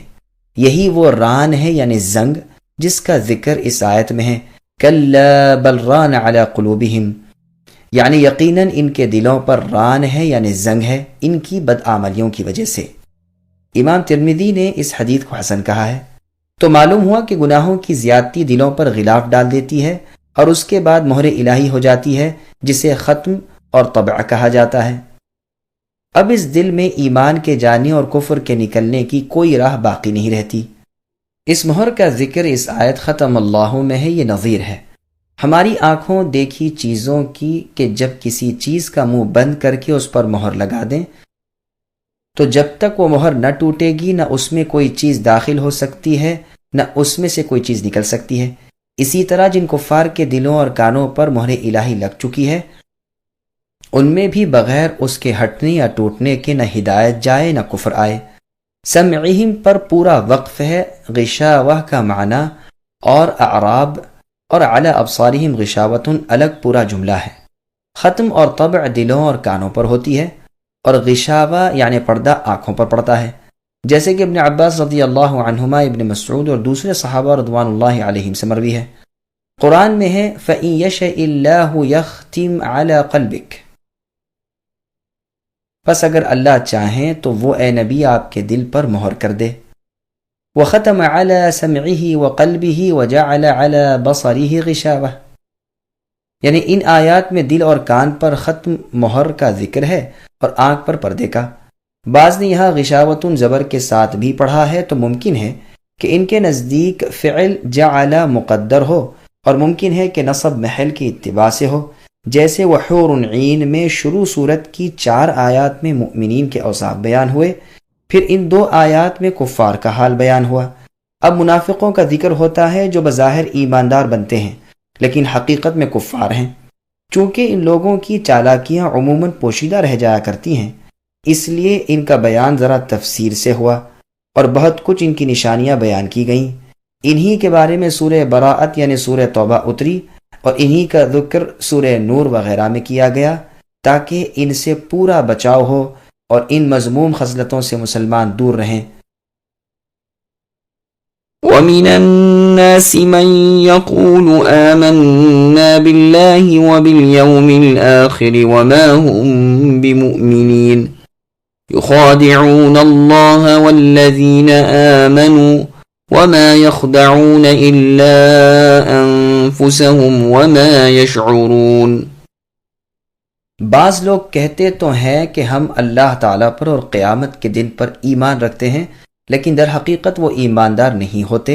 وہ اللہ تعالیٰ کو اور ایمان والوں کو دھوکہ دینا چاہتے ہیں، لیکن در اصل خود اپنے تئیں دھوکہ دے رہے ہیں مگر سمجھتے نہیں۔ سامعین اب ان آیتوں کی تفسیر سماعت کیجیے۔ منافقت کی ابتدا اور اس کی اقسام۔ دراصل نفاق کہتے ہیں بھلائی کے ظاہر کرنے اور برائی کے پوشیدہ رکھنے کو۔ نفاق کی 2 قسمیں ہیں، اعتقادی اور عملی۔ پہلی قسم کے منافق تو ابدی جہنمی ہیں اور دوسری قسم کے بدترین مجرم ہیں۔ اس کا بیان تفصیل کے ساتھ انشاءاللہ کسی مناسب جگہ ہوگا۔ ابن جریج رحمۃ اللہ علیہ فرماتے ہیں منافق کا قول اس کے فعل کے خلاف، اس کا باطن ظاہر کے خلاف، اس کا آنا جانے کے خلاف، اس کی موجودگی عدم موجودگی کے خلاف ہوا کرتی ہے۔ نفاق مکے میں تو تھا ہی نہیں بلکہ اس کا خلاف تھا۔ بعض لوگ ایسے تھے جو زبردستی سے بظاہر کافروں کا ساتھ دیتے تھے مگر دل میں مسلمان ہوتے تھے۔ جب رسول اللہ صلی اللہ علیہ وسلم ہجرت کر کے مکہ چھوڑ کر مدینے میں تشریف لائے اور یہاں اوس اور خزرج کے قبائل نے انصار بن کر رسول اللہ کا ساتھ دیا اور جاہلیت کے زمانے کی مشرکانہ بت پرستی ترک کر کے دونوں قبیلوں میں سے خوش نصیب مشرف باسلام ہو گئے، لیکن یہودی اب تک اللہ تعالیٰ کی اس نعمت سے محروم تھے۔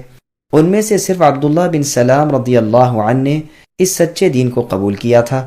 تب تک بھی منافقوں کا خبیث گروہ قائم نہ ہوا تھا اور رسول اللہ نے ان یہودیوں سے اور عرب کے بعد بعض اور قبائل سے صلح کر لی تھی۔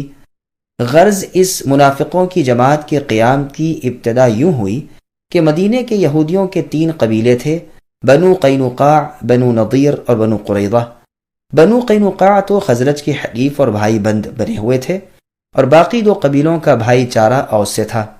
جب جنگ بدر ہو گئی اور اس میں پروردگار عالم نے اپنے دین والوں کو غالب کیا اور اسلام کی شان و شوکت ظاہر ہوئی، مسلمانوں کا سکہ جم گیا اور کفر کا زور ٹوٹ گیا، تو اس وقت یہ ناپاک گروہ قائم ہوا۔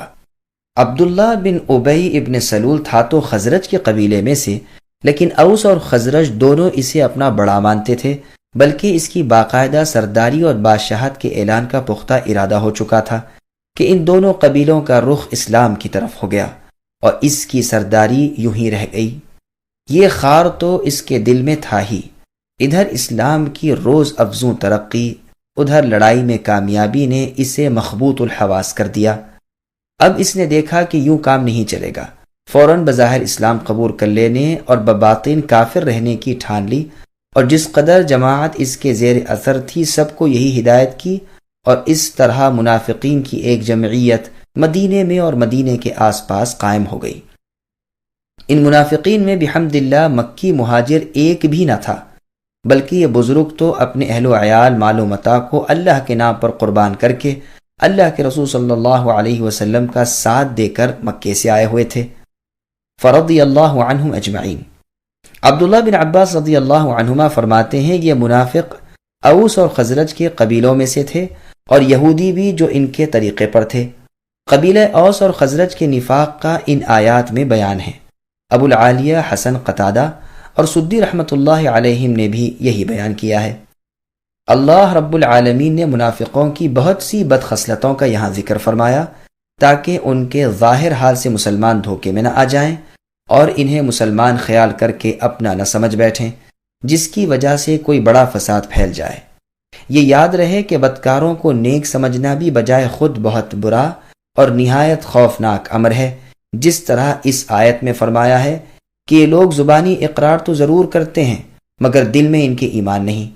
اسی طرح سورہ منافقون میں بھی کہا گیا ہے کہ اذا جاءک المنافقون قالوا نشهد انک لرسول اللہ، یعنی منافق اے نبی آپ کے پاس آ کر کہتے ہیں کہ ہماری گواہی ہے کہ آپ اللہ کے رسول ہیں، اور اللہ جانتے ہیں کہ آپ اللہ کے رسول ہیں۔ لیکن چونکہ حقیقت میں منافقوں کا قول ان کے عقیدے کے مطابق نہ تھا، اس لیے باوجود ان لوگوں کے شاندار اور تاکیدی الفاظ کے اللہ تعالیٰ نے انہیں جھٹلا دیا اور فرمایا واللہ یشہد ان المنافقین لکاذبون، یعنی اللہ تعالیٰ گواہی دیتے ہیں کہ بالیقین منافق جھوٹے ہیں۔ اور یہاں بھی فرمایا وما هم بمؤمنین، یعنی دراصل وہ ایماندار نہیں، وہ اپنے ایمان کو ظاہر کر کے اور اپنے کفر کو چھپا کر اپنی جہالت سے اللہ تعالیٰ کو دھوکہ دیتے ہیں اور اسے نفع دینے والی اور اللہ تعالیٰ کو دھوکہ دینے والی کاریگری خیال کرتے ہیں، جیسے کہ بعض مؤمنوں پر ان کا یہ مکر چل جاتا ہے۔ قرآن کریم میں ہے یوم یبعثہم اللہ جمیعا فیحلفون لہ الی آخر الآیہ، یعنی قیامت والے دن جب کہ اللہ تعالیٰ ان سب کو کھڑا کریں گے تو جس طرح وہ یہاں ایمان والوں کے سامنے قسمیں کھاتے ہیں، اللہ تعالیٰ کے سامنے بھی قسمیں کھائیں گے اور سمجھتے ہیں کہ وہ بھی کچھ ہیں، خبردار یقیناً وہ جھوٹے ہیں۔ یہاں بھی ان کے اس غلط عقیدے کے مقابلے میں فرمایا کہ دراصل وہ اپنے اس کام کی برائی کو جانتے ہی نہیں، یہ دھوکہ خود اپنی جانوں کو دے رہے ہیں، جیسے کہ اور جگہ اللہ نے ارشاد فرمایا ان المنافقین یخادعون اللہ وہو خادعهم، یعنی منافق اللہ کو دھوکہ دیتے ہیں اور وہ انہیں دھوکہ دے رہے ہیں۔ بعض قاریوں نے یخدعون پڑھا اور بعض نے یخادعون، اور دونوں قراتوں کے معنی کا مطلب ایک ہو جاتا ہے۔ اگر کوئی کہے کہ اللہ تعالیٰ کو اور ایمان والوں کو منافق دھوکہ کیسے دیں گے، وہ جو اپنے دل کے خلاف ظاہر کرتے ہیں وہ تو صرف بچاؤ کے لیے ہوتا ہے، تو جواباً کہا جائے گا کہ اس طرح کی بات کرنے والے کو بھی جو کسی خوف سے بچنا چاہتا ہے عربی زبان میں مخادع کہا جاتا ہے، چونکہ منافق بھی قتل ہو جانے، قید میں پڑ جانے اور دنیاوی عذابوں سے محفوظ رہنے کے لیے چال چلتے ہیں اور باطن کے خلاف ظاہری الفاظ کہتے تھے، اس لیے انہیں دھوکہ باز کہا گیا۔ ان کا یہ فعل گو کسی کو دنیا میں کچھ دھوکہ بھی دے، لیکن در حقیقت وہ خود اپنے آپ کو دھوکہ دے رہے ہیں، اس لیے کہ وہ اس میں بھلائی اور کامیابی سمجھتے ہیں، اور دراصل یہ سبب ہوگا ان کے لیے عذاب اور غضب الہی کا، جس کے سہنے کی ان میں طاقت نہیں۔ پس یہ دھوکہ حقیقتاً ان پر خود وبال ہوگا، وہ جس کام کو انجام کا اچھا سمجھتے ہیں وہ ان کے حق میں برا اور بہت برا ہوگا۔ ان کے کفر، شک اور تکذیب کی وجہ سے ان کے رب اللہ تعالیٰ ان پر ناراض ہوں گے، لیکن افسوس انہیں اس کا شعور ہی نہیں، اور یہ منافق اپنے اندھے پن میں ہی مست ہیں۔ ابن جریج رحمۃ اللہ علیہ اس کی تفسیر میں فرماتے ہیں کہ لا الہ الا اللہ کا اظہار کر کے وہ اپنی جان مال کا بچاؤ کرنا چاہتے ہیں، یہ کلمہ ان کے دلوں میں جاگزی نہیں ہوتا۔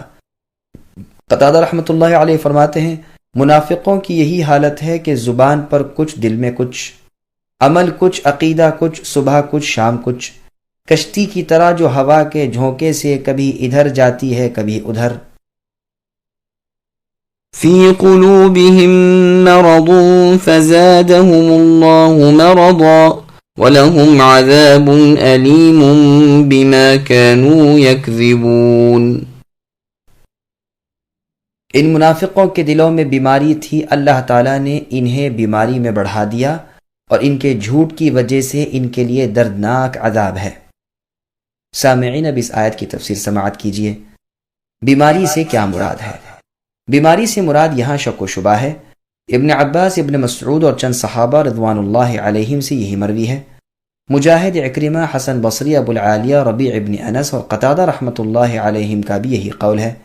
عکرمہ اور طاؤس رحمۃ اللہ علیہما نے اسی کی تفسیر ریا سے کی ہے، یعنی دکھاوا، اور ابن عباس رضی اللہ عنہما سے اس کی تفسیر نفاق بھی مروی ہے۔ زید ابن اسلم رحمۃ اللہ علیہ فرماتے ہیں یہاں دینی بیماری مراد ہے نہ کہ جسمانی۔ انہیں اسلام میں شک کی بیماری تھی اور ان کی ناپاکی میں اللہ نے اور اضافہ کر دیا، جیسے قرآن میں اور جگہ ہے فأما الذين آمنوا فزادتهم إيمانا وهم يستبشرون وأما الذين في قلوبهم مرض فزادتهم رجسا إلى رجسهم، یعنی ایمان والوں کو ایمان میں زیادہ کرتی ہے اور وہ خوشیاں مناتے ہیں، لیکن بیماری والوں کی ناپاکی اور پلیدی کو اور زیادہ کر دیتی ہے، یعنی ان کی بدی اور گمراہی بڑھ جاتی ہے۔ یہ بدلہ بالکل ان کے عمل کے مشابہ ہے۔ یہ تفسیر اچھی ہے۔ ٹھیک اسی کے مثل یہ فرمان بھی ہے والذین اہتدوا زادہم ھدی وآتاہم تقواہم، یعنی ہدایت والوں کو ہدایت میں اللہ بڑھا دیتے ہیں اور ان کو تقوی عطا فرماتے ہیں۔ یکذبون کو یکذبون بھی قاریوں نے پڑھا ہے۔ یہ دونوں بد خصلتیں منافقوں میں تھیں، جھٹلاتے بھی تھے اور جھوٹے بھی تھے۔ رسول اللہ صلی اللہ علیہ وسلم بعض منافقوں کو اچھی طرح جاننے کے باوجود پھر بھی قتل نہ کرنے کی وجہ وہ ہے جو صحیح بخاری اور مسلم کی روایت میں ہے کہ رسول اللہ نے عمر رضی اللہ عنہ سے فرمایا، میں اس بات کو ناپسند کرتا ہوں کہ لوگوں میں یہ چرچے ہوں کہ محمد صلی اللہ علیہ وسلم اپنے ساتھیوں کو قتل کر ڈالتے ہیں۔ مطلب یہ ہے کہ جو اعرابی یعنی دیہاتی آس پاس میں ہیں، انہیں یہ تو معلوم نہ ہوگا کہ ان منافقوں کے پوشیدہ کفر کی بنا پر انہیں قتل کیا گیا۔ ان کی نظریں تو صرف ظاہر داری پر ہوں گی۔ جب ان میں یہ بات مشہور ہو جائے گی کہ رسول اللہ اپنے ساتھیوں کو قتل کر ڈالتے ہیں تو ڈر ہے کہ کہیں وہ اسلام کے قبول کرنے سے رک نہ جائیں۔ قرطبی فرماتے ہیں ہمارے علماء وغیرہ کا بھی یہی قول ہے۔ ٹھیک اسی طرح رسول اللہ مؤلفۃ القلوب کو، جن کے دل اسلام کی جانب مائل ہو جاتے تھے، ان کو مال عطا فرمایا کرتے تھے، جبکہ رسول اللہ جانتے تھے کہ ان کے اعتقاد بد ہیں۔ امام مالک رحمہ اللہ بھی منافقوں کو قتل نہ کرنے کی یہی وجہ بیان فرماتے ہیں، جیسے محمد بن جہم، قاضی اسماعیل اور ابہری نے نقل کیا ہے۔ امام مالک رحمہ اللہ سے بقول ابن ماجشون ایک وجہ یہ بھی نقل کی گئی ہے کہ یہ اس لیے تھا کہ رسول اللہ کی امت کو معلوم ہو جائے کہ حاکم اپنے علم پر فیصلہ نہیں کر سکتا۔ قرطبی فرماتے ہیں گو علماء میں تمام مسائل میں اختلاف ہو، لیکن اس مسئلے میں سب کا اتفاق ہے کہ قاضی صرف اپنی ذاتی معلومات کی بنا پر کسی کو قتل نہیں کر سکتا۔ امام شافعی رحمۃ اللہ علیہ نے ایک اور وجہ بیان کی ہے۔ آپ فرماتے ہیں کہ رسول اللہ کا منافقین کو قتل کرنے سے باز رہنے کا سبب ان کا اپنے ایمان کو اپنی زبان سے ظاہر کرنا تھا، گو اس کا علم تھا کہ ان کے دل اس کے خلاف ہیں، لیکن ظاہری کلمہ اس پہلی بات کو ہٹا دیتا تھا۔ اس کی تائید میں بخاری اور مسلم وغیرہ کی حدیث بھی پیش کی جا سکتی ہے، جس میں ہے کہ مجھے حکم کیا گیا ہے کہ میں لوگوں سے لڑوں یہاں تک کہ وہ لا الہ الا اللہ کہیں۔ جب وہ اسے کہہ دیں تو انہوں نے مجھ سے اپنی جانیں اور مال بچا لیا اور ان کا حساب اللہ عز و جل پر ہے۔ مطلب یہ ہے کہ اس کلمے کے کہتے ہی ظاہری احکام اسلام ان پر جاری ہو جائیں گے۔ اب اگر ان کا عقیدہ بھی اس کے مطابق ہے تو آخرت والے دن نجات کا سبب ہوگا، ورنہ آخرت میں وہاں کچھ بھی نفع نہ ہوگا۔ لیکن دنیا میں تو مسلمانوں کے احکام ان پر جاری رہیں گے، گو یہ لوگ یہاں مسلمانوں کی صفوں میں اور ان کی فہرست میں نظر آئیں، لیکن آخرت میں عین پل صراط پر ان سے دور کر دیے جائیں گے اور اندھیروں میں حیران و پریشان ہوتے ہوئے بآواز بلند مسلمانوں کو پکار کر کہیں گے کہ کیا ہم تمہارے ساتھ نہ تھے؟ لیکن وہاں سے جواب ملے گا کہ تھے تو صحیح، مگر تم فتنوں میں پڑ گئے اور انتظار ہی میں رہ گئے اور اپنی منمانی خواہشوں کے پھیر میں پڑ گئے، یہاں تک کہ امر الہی یعنی موت آ پہنچی۔ غرض دار آخرت میں بھی مسلمانوں کے پیچھے یہ منافق لگے لپٹے رہیں گے، لیکن بالآخر ان سے الگ کر دیے جائیں گے اور ان کی امیدوں پر پانی پھر جائے گا۔ وہ چاہیں گے کہ مسلمانوں کے ساتھ سجدے میں گر پڑیں، لیکن سجدہ نہیں کر سکیں گے، جیسے کہ احادیث میں مفصل بیان آ چکا۔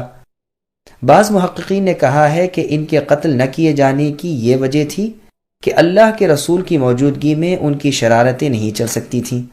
اللہ تعالیٰ مسلمانوں کو اپنی وحی کے ذریعے ان کی برائیوں سے محفوظ رکھ لیا کرتے تھے، لیکن رسول اللہ کے بعد اگر اللہ نہ کرے ایسے لوگ ہوں کہ ان کا نفاق کھل جائے اور مسلمان بخوبی معلوم کر لیں تو قتل کر دیے جائیں گے۔ امام مالک رحمہ اللہ کا فتویٰ ہے کہ نفاق رسول اللہ کے زمانے میں تھا، لیکن آج کل تو وہ بے دینی اور زندیقیت ہے۔ یہ بھی یاد رہے کہ زندیق کے بارے میں بھی علماء کا اختلاف ہے کہ جب وہ کفر ظاہر کرے تو اس کے قتل سے پہلے اس پر توبہ پیش کی جائے یا نہیں، اور وہ زندیق جو لوگوں کو بھی اس کی تعلیم دیتا ہو اور وہ زندیق جو معلم نہ ہو، ان دونوں میں فرق کیا جائے گا یا نہیں۔ اور یہ ارتداد کئی کئی مرتبہ ہوا ہو تب یہ حکم ہے یا صرف ایک مرتبہ ہونے پر بھی؟ پھر اس میں بھی اختلاف ہے کہ یہ اسلام لانا اور یہ رجوع کرنا خود اس کی اپنی طرف سے ہو یا اس پر غلبہ پا لینے کے بعد بھی یہی حکم ہے۔ غرض ان سب باتوں میں اختلاف ہے، لیکن اس کے بیان کی جگہ احکام کی کتابیں ہیں نہ کہ تفاسیر کی۔ صحیح مسلم کی حدیث کی روح سے 14 آدمیوں کے نفاق کا تو رسول اللہ کو قطعی علم تھا۔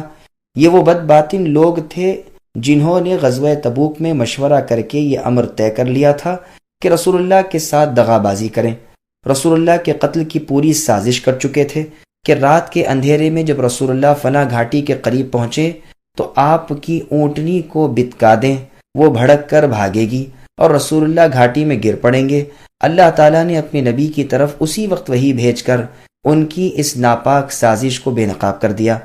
رسول اللہ نے حذیفہ رضی اللہ عنہ کو بلا کر اس واقعے کی خبر دی اور ان غداروں کے نام بھی بتا دیے، پھر بھی رسول اللہ نے ان کے قتل کے احکام صادر نہ فرمائے۔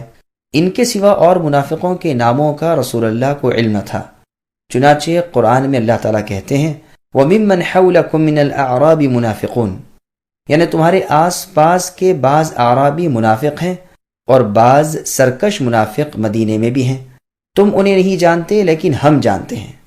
اور جگہ اللہ نے فرمایا لَإِن لَمْ يَنْتَهِ الْمُنَافِقُونَ إِلَى آخِرِ الْآيَةِ، یعنی اگر یہ منافق گندے دل والے اور فساد و تکبر والے اپنی شرارتوں سے باز نہ آئے تو ہم بھی انہیں نہ چھوڑیں گے اور مدینے میں بہت کم باقی رہ سکیں گے، بلکہ ان پر لعنت کی جائے گی، جہاں پائے جائیں گے پکڑے جائیں گے اور ٹکڑے ٹکڑے کر دیے جائیں گے۔ ان آیات سے معلوم ہوا کہ رسول اللہ کو ان منافقوں کا علم نہ تھا کہ کون کون ہیں۔ ہاں ان کی مذموم خصلتیں جو بیان ہوئی تھیں، یہ جس میں پائی جاتی تھی اس پر نفاق صادق آتا تھا، جیسے اور جگہ ارشاد فرمایا وَلَوْ نَشَاءُ لَأَرَيْنَاكَهُمْ، یعنی اگر ہم چاہیں تو ہم آپ کو اے نبی ان کو دکھا دیں، لیکن آپ ان کی نشانیوں اور ان کے انداز گفتگو سے ہی ان کو پہچان لیں گے۔ ان منافقوں میں سب سے زیادہ مشہور عبداللہ ابن ابی ابن سلول تھا۔ زید ابن ارقم رضی اللہ عنہ نے اس کی منافقانہ خصلتوں پر رسول اللہ کے سامنے گواہی بھی دی تھی، جیسا کہ بخاری میں روایت ہے۔ باوجود اس کے جب یہ مرتا ہے تو رسول اللہ اس کے جنازے کی نماز پڑھاتے ہیں اور اس کے دفن میں اسی طرح شرکت کرتے ہیں جس طرح اور مسلمان صحابیوں کے جنازے میں شرکت کرتے تھے۔ بلکہ عمر رضی اللہ عنہ نے جب رسول اللہ کو ذرا زور سے یاد دلایا تو رسول اللہ نے فرمایا میں نہیں چاہتا کہ لوگ چیما گوئیاں کریں کہ محمد صلی اللہ علیہ وسلم اپنے صحابیوں کو مار ڈالا کرتے ہیں۔ اسی طرح صحیح بخاری کی ایک اور روایت میں ہے کہ مجھے اختیار دیا گیا ہے استغفار کرنے نہ کرنے کا، تو میں نے کرنے کو پسند کیا۔ بخاری کی ایک اور روایت میں یہ بھی ہے کہ اگر 70 مرتبہ سے زیادہ استغفار کرنے میں بھی میں اس کی بخشش جانتا تو یقیناً اس سے زیادہ استغفار کرتا۔ یہ تمام تر روایتیں بخاری اور مسلم وغیرہ کی ہیں۔ وَإِذَا قِيلَ لَهُمْ لَا تُفْسِدُوا فِي الْأَرْضِ قَالُوا إِنَّمَا نَحْنُ مُصْلِحُونَ أَلَا إِنَّهُمْ هُمُ الْمُفْسِدُونَ وَلَكِنْ لَا يَشْعُرُونَ۔ اور جب ان منافقوں سے کہا جاتا ہے کہ زمین میں فساد نہ کرو تو جواب دیتے ہیں کہ ہم تو صرف اصلاح کرنے والے ہیں، خبردار یقیناً یہی لوگ فساد کرنے والے ہیں لیکن شعور سمجھ نہیں رکھتے۔ سامعین اب ان آیتوں کی تفسیر سماعت کیجیے۔ فساد کے بانی منافقین۔ ابن عباس، ابن مسعود اور نبی صلی اللہ علیہ وسلم کے بعض صحابہ رضی اللہ عنہم سے مروی ہے کہ یہ بیان بھی منافقوں کا ہی ہے۔ ان کا فساد کفر اور معصیت الہی تھی۔ مطلب یہ ہے کہ زمین میں اللہ کی نافرمانی کرنا یا نافرمانی کرنے کا حکم دینا زمین میں فساد کرنا ہے، اور زمین و آسمان کی اصلاح اطاعت الہی میں ہے۔ مجاہد رحمۃ اللہ علیہ فرماتے ہیں کہ انہیں جب اللہ تعالیٰ کی نافرمانی سے روکا جاتا ہے تو کہتے ہیں کہ ہم تو ہدایت اور اصلاح پر ہیں۔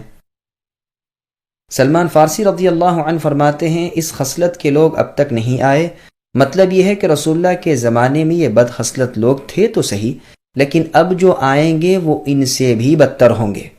یہ نہ سمجھنا چاہیے کہ وہ یہ کہتے ہیں کہ اس وصف کا کوئی رسول اللہ کے زمانے میں تھا ہی نہیں، ابن جریر رحمۃ اللہ علیہ فرماتے ہیں کہ ان منافقوں کا فساد برپا کرنا یہ تھا کہ اللہ تعالیٰ کی نافرمانیاں کرتے تھے، جس کام سے اللہ تعالیٰ منع فرماتے تھے اسے کرتے تھے، فرائض الہی ضائع کرتے تھے، اللہ تعالیٰ کے سچے دین میں شک و شبہ کرتے، اس کی حقیقت اور صداقت پر یقین کامل نہیں رکھتے تھے، مؤمنوں کے پاس آ کر اپنی ایمانداری کی ڈینگے لیتے تھے، حالانکہ دل میں طرح طرح کے وساوس ہوتے تھے، موقع پا کر اللہ تعالیٰ کے دشمنوں کی امداد و اعانت کرتے تھے اور اللہ کے نیک بندوں کے مقابلے میں ان کی پاسداری کرتے تھے، اور باوجود اس مکاری اور مفسدانہ چال کے اپنے آپ کو مصلح اور صلح جو قرار دیتے تھے۔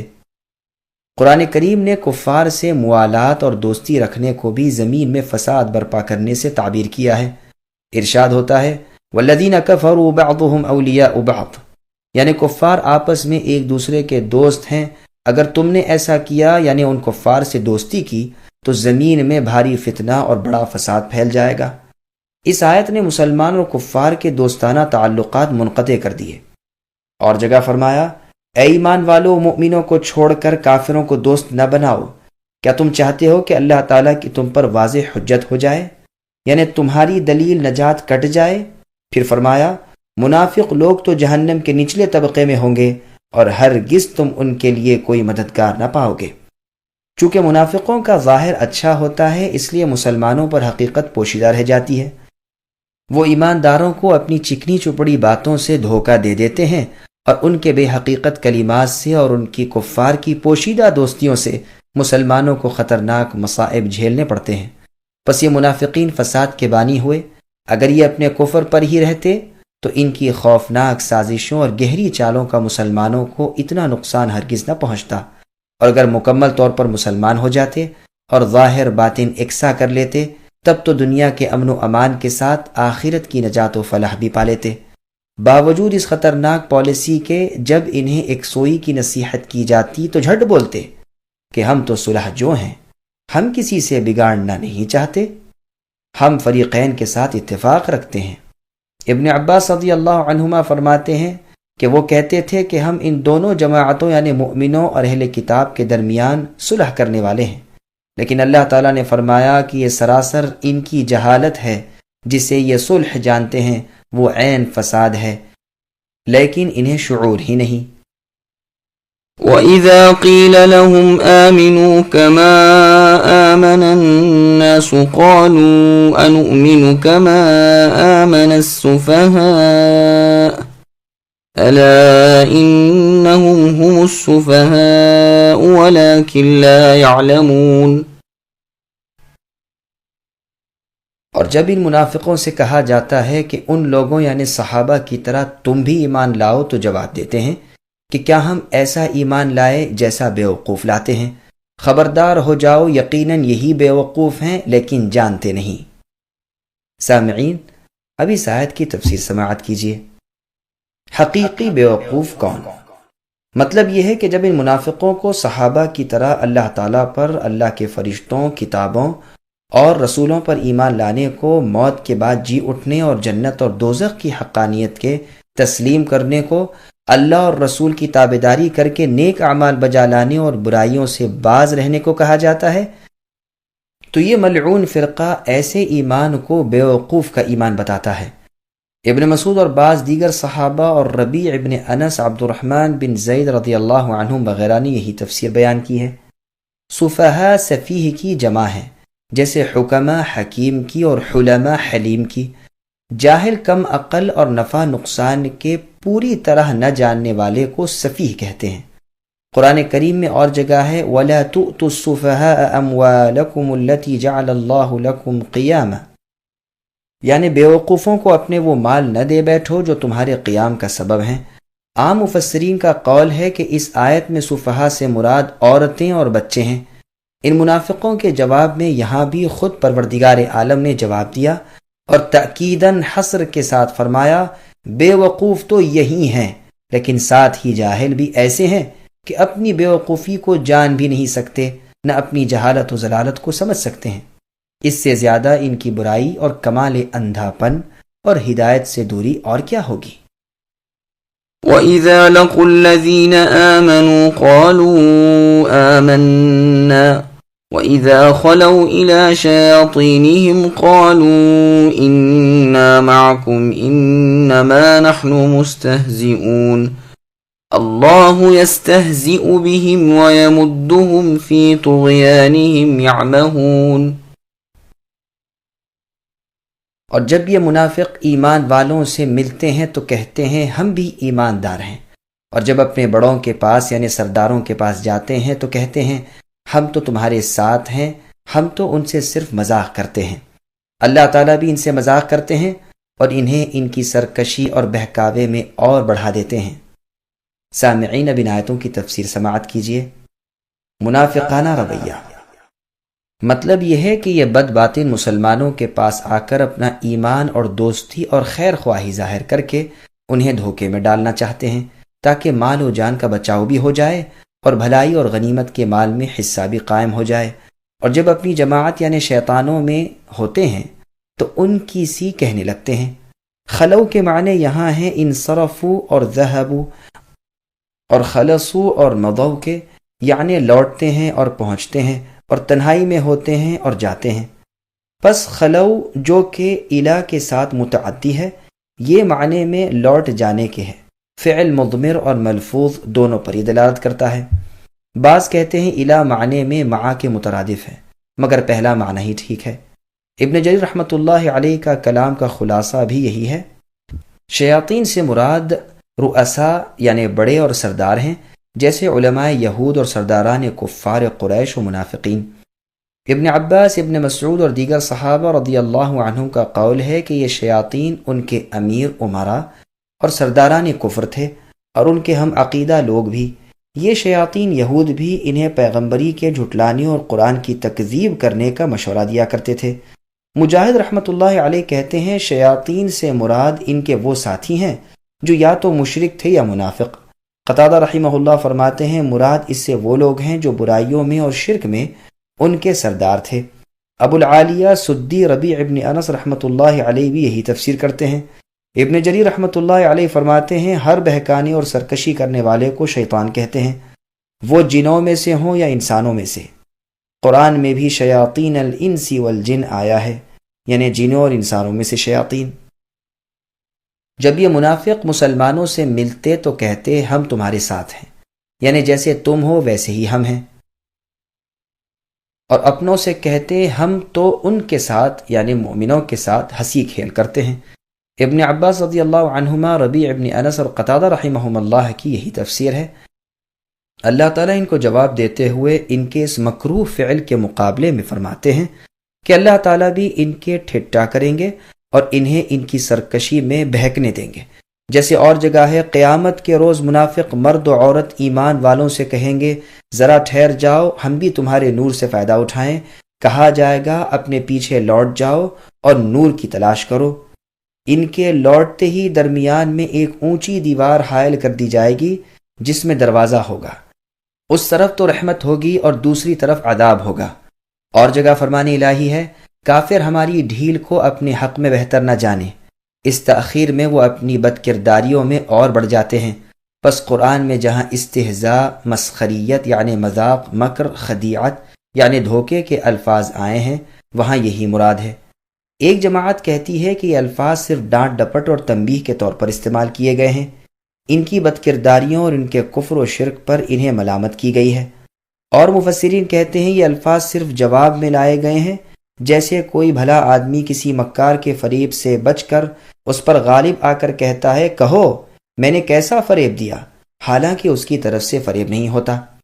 اسی طرح یہ فرمان الہی ہے وَمَكَرُوا وَمَكَرَ اللَّهُ، اور اللہ یستہزئ بہم، ورنہ اللہ کی ذات مکر اور مذاق سے پاک ہے۔ مطلب یہ ہے کہ ان کا فن فریب انہی کو برباد کرتا ہے۔ ان الفاظ کا یہ بھی مطلب بیان کیا گیا ہے کہ اللہ ان کی ہنسی، دھوکہ، تمسخر اور بھول کا ان کو بدلا دیں گے، تو بدلے میں بھی وہی الفاظ استعمال کیے گئے، معنی دونوں لفظوں کے دونوں جگہ جدا جدا ہیں۔ دیکھیے قرآن کریم میں ہے وَجَزَاءُ سَيِّئَةٍ سَيِّئَةٌ مِثْلُهَا، یعنی برائی کا بدلہ ویسی ہی برائی ہے۔ فَمَنِ اعْتَدَى عَلَيْكُمْ فَاعْتَدُوا عَلَيْهِ بِمِثْلِ مَا اعْتَدَى عَلَيْكُمْ، یعنی تم پر جو زیادتی کرے تم بھی اس پر اتنی ہی زیادتی کرو، تو ظاہر ہے کہ برائی کا بدلہ لینا حقیقتاً برائی نہیں، زیادتی کے مقابلے میں بدلہ لینا زیادتی نہیں، لیکن لفظ دونوں جگہ ایک ہی ہے، حالانکہ پہلی برائی اور زیادتی ظلم ہے اور دوسری برائی اور زیادتی عدل و انصاف ہے، لیکن لفظ دونوں جگہ ایک ہے۔ اسی طرح جہاں جہاں کلام اللہ میں ایسی عبارتیں ہیں وہاں یہی مطلب ہے۔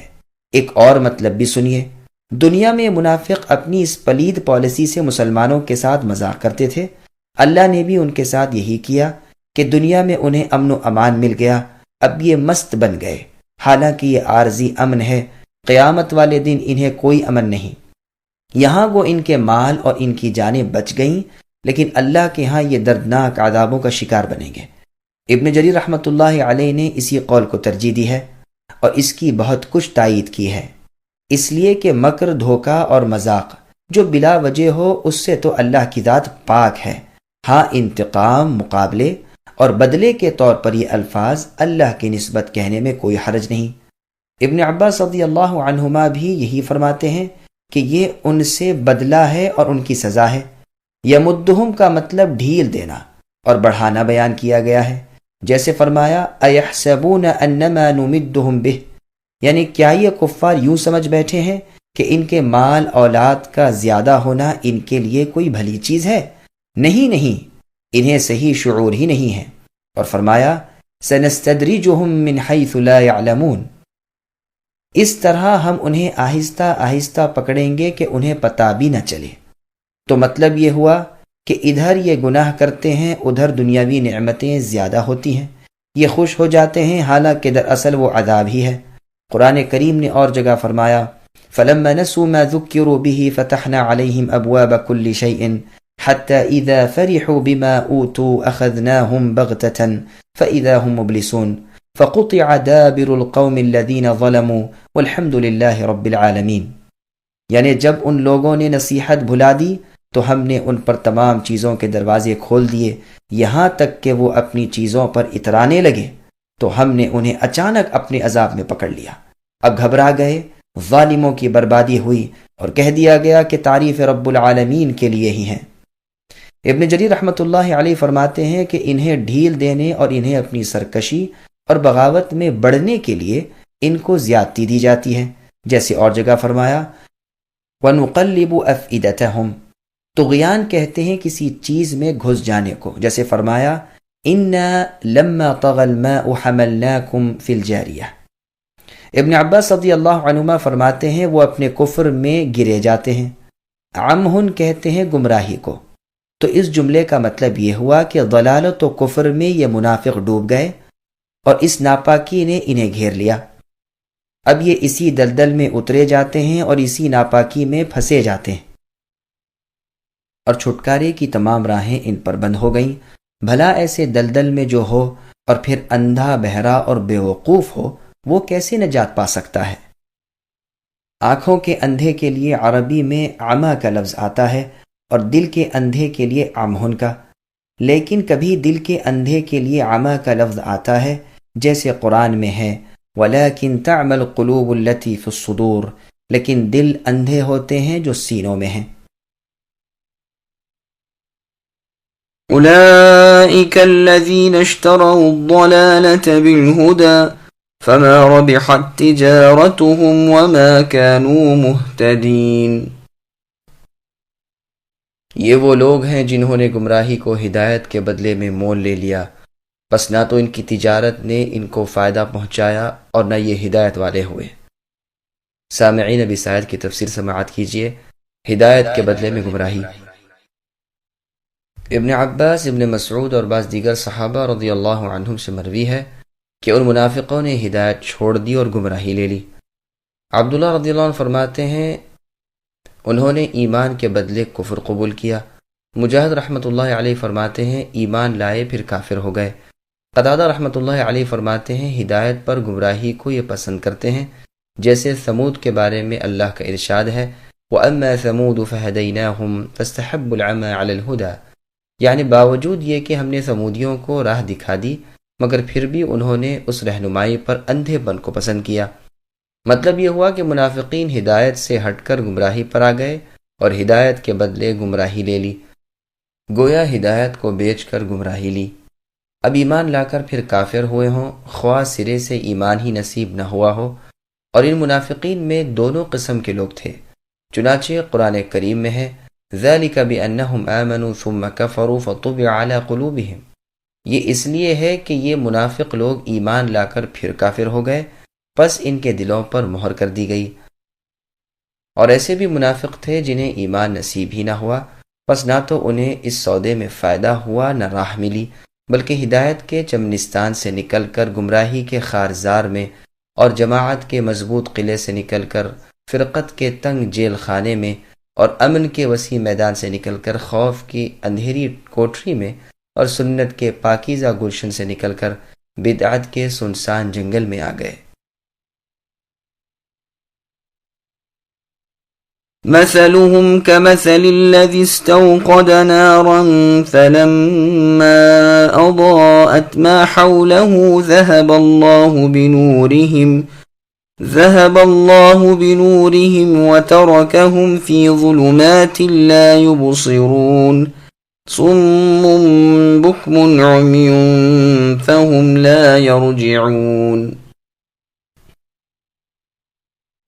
ان منافقوں کی مثال اس شخص کی سی ہے جس نے آگ جلائی، بس آس پاس کی چیزیں روشنی میں آئی ہی تھیں جو اللہ ان کے نور کو لے گئے اور انہیں اندھیروں میں چھوڑ دیا جو نہیں دیکھتے، بہرے گونگے اندھے ہیں بس وہ نہیں لوٹتے۔ سامعین بن آیتوں کی تفسیر سماعت کیجیے۔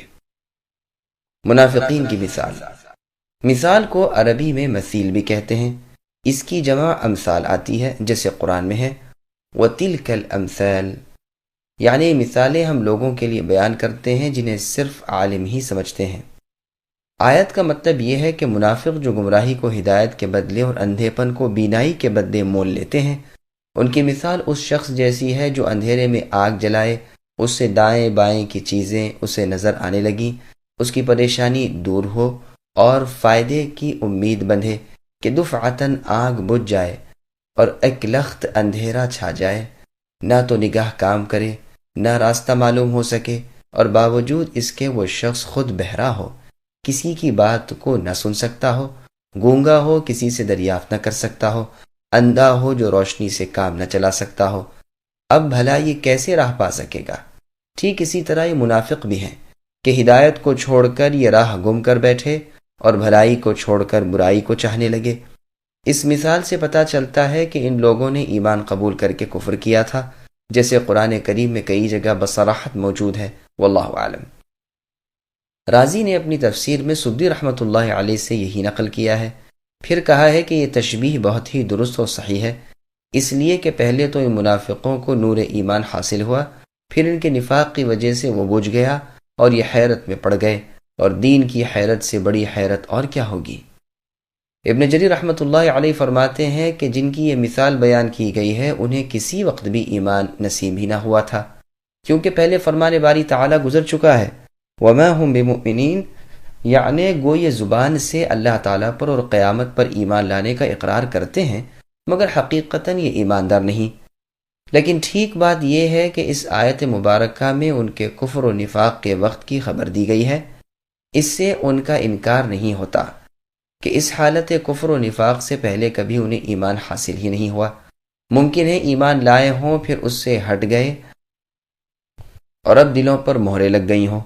دیکھیے اور جگہ قرآن کریم میں ہے ذَلِكَ بِأَنَّهُمْ آمَنُوا ثُمَّ كَفَرُوا إِلَى آخِرِ الْآيَةِ، یعنی یہ اس لیے ہے کہ انہوں نے ایمان کے بعد کفر کیا، پھر ان کے دلوں پر مہر لگ گئی، اب وہ کچھ نہیں سمجھتے۔ یہی وجہ ہے کہ اس مثال میں روشنی اور اندھیرے کا ذکر ہے، یعنی کلمہ ایمان کے ظاہر کرنے کی وجہ سے دنیا میں کچھ نور ہو گیا، لیکن کفر کے چھپانے کی وجہ سے پھر آخرت کے اندھیروں نے گھیر لیا۔ ایک جماعت کی مثال شخص واحد سے اکثر آیا کرتی ہے۔ قرآن کریم میں ہے رَأَيْتَهُمْ يَنظُرُونَ إِلَيْكَ تَدُورُ أَعْيُنُهُمْ كَالَّذِي يُغْشَى عَلَيْهِ مِنَ الْمَوْتِ، کہ اے نبی آپ دیکھیں گے کہ وہ منافق آپ کی طرف آنکھیں پھیر پھیر کر اس طرح دیکھتے ہیں جس طرح وہ شخص جو سکرات یعنی موت کی بے ہوشیوں میں ہو۔ اور اس آیت کو بھی دیکھیے، ما خلقکم ولا بعثکم الا کنفس واحدہ، اللہ تعالیٰ کے لیے تم سب انسانوں کو پیدا کرنا اور مار ڈالنے کے بعد پھر زندہ کر دینا ایسا ہی ہے جیسے ایک جان کا دوبارہ زندہ کرنا۔ تیسری جگہ تورات کو سیکھ کر عملی عقیدہ اس کے مطابق نہ رکھنے والوں کی مثال میں کہا گیا ہے کمثل الحمار يحمل اسفارا، یعنی یہ یہود کے علماء باوجود اپنے اوپر علم کی کتابوں کو لاد کر بھی گدھے کے مانند ہیں جو کتابیں لادے ہوئے ہیں۔ ان سب آیات میں جماعت کی مثال ایک سے دی گئی ہے۔ اسی طرح مذکورہ بالا آیات میں منافقوں کی جماعت کی مثال ایک شخص سے دی گئی۔ بعض کہتے ہیں تقدیر کلام یوں ہے، مثل قصتهم کمثل قصة الذین استوقدوا نارا، یعنی ان کے واقعے کی مثال ان لوگوں کے واقعے کی طرح ہے جو آگ روشن کریں۔ بعض کہتے ہیں کہ آگ جلانے والا تو ایک ہے لیکن جلاتا ہے ایک جماعت کے لیے جو اس کے ساتھ ہے۔ اور لوگ کہتے ہیں الذی یہاں معنی میں الذین کے ہے، جیسے کہ شاعروں کے شعروں میں بھی آتا ہے۔ میں کہتا ہوں خود مثال میں بھی واحد کے صیغے کے بعد ہی جمع کے صیغے بھی ہیں، بنورہم اور ترکہم اور لا یرجعون ملاحظہ ہوں، اور اس طرح کلام میں اعلیٰ فصاحت اور بہترین خوبی آ گئی ہے۔ اللہ تعالیٰ ان کی روشنی لے گئے، اس سے مطلب یہ ہے کہ جو نور نفع دینے والا تھا وہ تو ان سے ہٹا لیا، اور جس طرح آگ کے بجھ جانے کے بعد تپش اور دھواں اور اندھیرا رہ جاتا ہے، اسی طرح ان کے پاس نقصان پہنچانے والی چیز یعنی شک و کفر و نفاق رہ گیا۔ نہ تو راہ راست کو خود دیکھ سکیں، نہ دوسرے کی بھلی بات سن سکیں، نہ کسی سے بھلائی کا سوال کر سکیں۔ اب پھر لوٹ کر ہدایت پر آنا محال ہو گیا۔ اس کی تائید میں مفسرین کے اقوال سنیے۔ ابن عباس، ابن مسعود اور بعض اور صحابہ رضی اللہ عنہم فرماتے ہیں رسول اللہ کے مدینہ تشریف لانے کے بعد کچھ لوگ اسلام لے آئے مگر پھر منافق بن گئے۔ ان کی مثال اس شخص جیسی ہے جو اندھیرے میں ہو پھر آگ جلا کر روشنی حاصل کرے اور آس پاس بھلائی برائی دیکھنے لگے اور معلوم کرے کہ کس راہ میں کیا ہے، کہ اچانک آگ بجھ جائے، روشنی جاتی رہے، اب معلوم نہیں ہو سکتا کہ کس راہ میں کیا کیا ہے۔ اسی طرح منافق شرک و کفر کی ظلمت یعنی اندھیرے میں تھے، پھر اسلام لا کر بھلائی برائی یعنی حلال و حرام وغیرہ سمجھنے لگے مگر پھر کافر ہو گئے اور حرام و حلال، خیر اور شر میں کچھ تمیز نہ رہی۔ ابن عباس رضی اللہ عنہما فرماتے ہیں نور سے مراد ایمان اور ظلمت سے مراد ضلالت و کفر ہے۔ یہ لوگ ہدایت پر تھے لیکن پھر سرکشی کر کے بہک گئے۔ مجاہد رحمۃ اللہ علیہ فرماتے ہیں ایمانداری اور ہدایت کی طرف رخ کرنے کو مثال میں آس پاس کی چیز کے روشن کرنے سے تعبیر کیا گیا ہے۔ عطا خراسانی رحمۃ اللہ علیہ کا قول ہے کہ منافق کبھی کبھی بھلائی کو دیکھ لیتا ہے اور پہچان بھی لیتا ہے لیکن پھر اس کے دل کا اندھا پن اس پر غالب آ جاتا ہے۔ اکرمہ، عبد الرحمن، حسن سدی اور ربیع رحمۃ اللہ علیہم سے بھی یہی منقول ہے۔ عبد الرحمن ابن زید رحمۃ اللہ علیہ فرماتے ہیں منافقوں کی یہی حالت ہے کہ ایمان لاتے ہیں اور اس کی پاکیزہ روشنی سے ان کے دل جگمگا اٹھتے ہیں، جس طرح آگ کے جلانے سے آس پاس کی چیزیں روشن ہو جاتی ہیں، لیکن کفر پھر اس روشنی کو کھو دیتا ہے، جس طرح آگ کا بجھ جانا پھر اندھیرا کر دیتا ہے۔ یہ سب اقوال تو ہماری اس تفسیر کی تائید میں تھے کہ جن منافقوں کی یہ مثال بیان کی گئی ہے وہ ایمان لا چکے تھے پھر کفر کیا۔ اب ابن جریر رحمۃ اللہ علیہ کی تائید میں جو تفسیر ہے اسے بھی سنیے۔ ابن عباس رضی اللہ عنہما فرماتے ہیں کہ یہ مثال منافقوں کی ہے کہ وہ اسلام کی وجہ سے عزت پا لیتے ہیں، مسلمانوں میں نکاح، ورثہ اور تقسیم مال غنیمت میں شامل ہونے لگتے ہیں، لیکن مرتے ہی یہ عزت چھن جاتی ہے، جس طرح آگ کی روشنی آگ بجھتے ہی جاتی رہتی ہے۔ ابو العالیہ رحمۃ اللہ علیہ فرماتے ہیں جب منافق لا الہ الا اللہ پڑھتا ہے دل میں نور پیدا ہوتا ہے، پھر جہاں شک کیا نور گیا، جس طرح لکڑیاں جب تک جلتی رہیں روشنی رہی، جہاں جب بجھ گئیں تو روشنی ختم ہو گئی۔ ضحاک رحمۃ اللہ علیہ فرماتے ہیں نور سے مراد یہاں ایمان ہے جو ان کی زبانوں پر تھا۔ ضحاک رحمۃ اللہ علیہ کہتے ہیں لا الہ الا اللہ ان کے لیے روشنی کر دیتا تھا، امن و امان اور کھانا پینا، بیوی بچے سب مل جاتے تھے، لیکن شک و نفاق اس سے یہ راحتیں چھین لیتا ہے، جس طرح آگ کا بجھ جانا روشنی دور کر دیتا ہے۔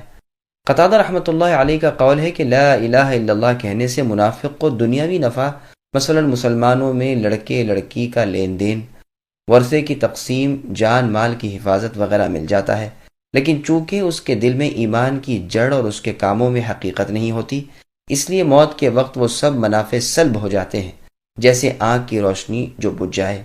ابن عباس رضی اللہ عنہما فرماتے ہیں، اندھیروں میں چھوڑ دینا مرنے کے بعد عذاب ہونا ہے۔ یہ لوگ حق کو دیکھتے ہیں، زبان سے کہتے ہیں اور ظلمت کفر سے نکل جاتے ہیں، لیکن پھر انہیں کفر و نفاق کی وجہ سے ہدایت کا دیکھنا اور حق پر قائم رہنا ان سے چھن جاتا ہے۔ سدی رحمۃ اللہ علیہ کا قول ہے کہ اندھیرے سے مراد ان کا نفاق ہے۔ حسن بصری رحمۃ اللہ علیہ فرماتے ہیں، موت کے وقت منافق کی بدعمالیاں اندھیروں کی طرح اس پر چھا جاتی ہیں اور کوئی بھلائی کی روشنی اس کے لیے باقی نہیں رہتی جس سے اس کی توحید کی تصدیق ہو۔ وہ بہرے ہیں، حق کے سننے سے اندھے ہیں، راہ راست کو دیکھنے اور سمجھنے سے ہدایت کی طرف لوٹ نہیں سکتے، نہ تو انہیں توبہ نصیب ہوتی ہے نہ نصیحت حاصل کر سکتے ہیں۔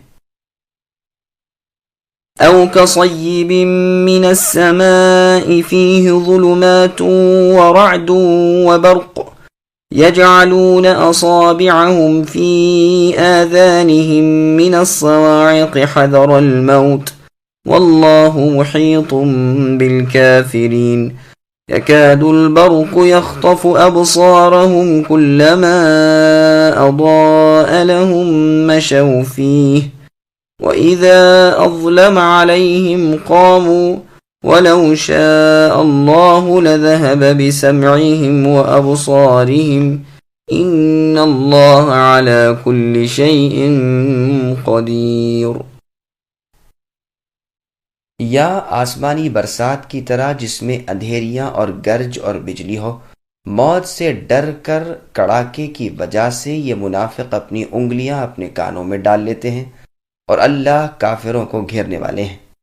قریب ہے کہ بجلی ان کی آنکھیں اچک لے جائے، جب ان کے لیے روشنی کرتی ہے تو اس میں چلتے پھرتے ہیں، اور جب ان پر اندھیرا کرتی ہے تو کھڑے ہو جاتے ہیں، اور اگر اللہ تعالیٰ چاہے تو ان کی سماعت و بصارت لے جائے، بے شک اللہ تعالیٰ ہر چیز پر قدرت رکھنے والے ہیں۔ سامعین، اب ان آیتوں کی تفسیر سماعت کیجیے۔ مؤمن، کافر اور منافق، یہ دوسری مثال ہے جو دوسری قسم کے منافقوں کے لیے بیان کی گئی ہے۔ یہ وہ قوم ہے جن پر کبھی حق ظاہر ہو جاتا ہے اور کبھی پھر شک میں پڑ جاتے ہیں، تو شک کے وقت ان کی مثال برسات کی سی ہے۔ صیب کے معنی مینا اور بارش کے ہیں، بعض نے بادل کے معنی بھی بیان کیے، لیکن زیادہ مشہور معنی بارش کے ہی ہیں جو اندھیرے میں برسے۔ ظلمات سے مراد شک اور کفر و نفاق ہے، اور رعد یعنی گرج جو اپنی خوفناک آواز سے دل ہلا دیتی ہے۔ یہی حال منافق کا ہے کہ اسے ہر وقت ڈر، خوف، گھبراہٹ اور پریشانی ہی رہتی ہے، جیسے اور جگہ ہے یحسبون کل صیحۃ علیہم، یعنی ہر آواز کو یہ منافق اپنے اوپر ہی سمجھتے ہیں۔ اور جگہ ارشاد ہے کہ یہ منافقین اللہ کی قسمیں کھا کھا کر کہتے ہیں کہ اے مسلمانوں وہ تم ہی میں سے ہیں، لیکن دراصل وہ ڈرپوک لوگ ہیں۔ اگر وہ کوئی جائے پناہ یا راستہ پالے تو یقیناً وہ اس میں سمٹ کر گھس جائیں۔ بجلی سے مثال دی ہے اس نور ایمان کی جو ان کے دلوں میں کسی وقت چمک اٹھتا ہے تو وہ اس وقت اپنی انگلیاں موت کے ڈر سے کانوں میں ڈال لیتے ہیں، لیکن ایسا کرنا انہیں کوئی نفع نہ دے گا۔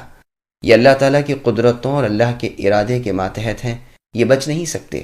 جیسے اور جگہ فرمایا هل اتاک حدیث الجنود فرعون و ثمود، یعنی اے نبی کہ آپ کو لشکر کی فرعون اور ثمود کی روایات نہیں پہنچی تو ہیں، لیکن یہ کافر جھٹلانے میں ہی ہیں اور اللہ تعالیٰ بھی انہیں ان کے پیچھے سے گھیر رہے ہیں۔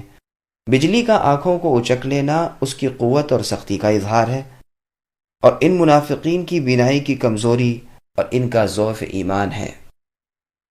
ابن عباس رضی اللہ عنہما فرماتے ہیں، مطلب یہ ہے کہ قرآن کی مضبوط آیات ان منافقوں کی قلعی کھول دیں گی اور ان کے چھپے ہوئے عیوب ظاہر کر دیں گی اور اپنی نورانیت سے انہیں مبہوت کر دیں گی۔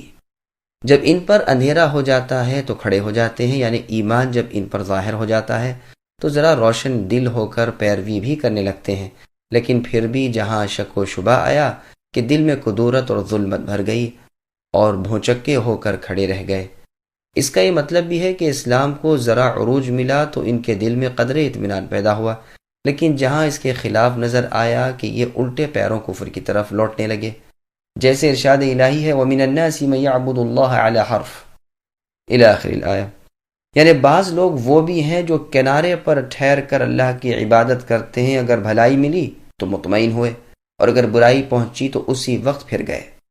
ابن عباس رضی اللہ عنہما یہ بھی فرماتے ہیں کہ ان کا روشنی میں چلنا حق کو جان کر کلمہ اسلام پڑھنا ہے، اور اندھیرے میں ٹھہر جانا کفر کی طرف لوٹ جانا ہے۔ اور بھی بہت سے مفسرین کا یہی قول ہے، اور زیادہ صحیح اور ظاہر بھی یہی قول ہے، واللہ اعلم۔ روز قیامت بھی ان کا یہی حال رہے گا کہ جب لوگوں کو ان کے ایمان کے اندازے کے مطابق نور ملے گا، بعض کو کئی میلوں تک کا، بعض کو ان سے بھی زیادہ، کسی کو اس سے کم، یہاں تک کہ کسی کو اتنا نور ملے گا کہ کبھی روشن ہوا اور کبھی اندھیرا۔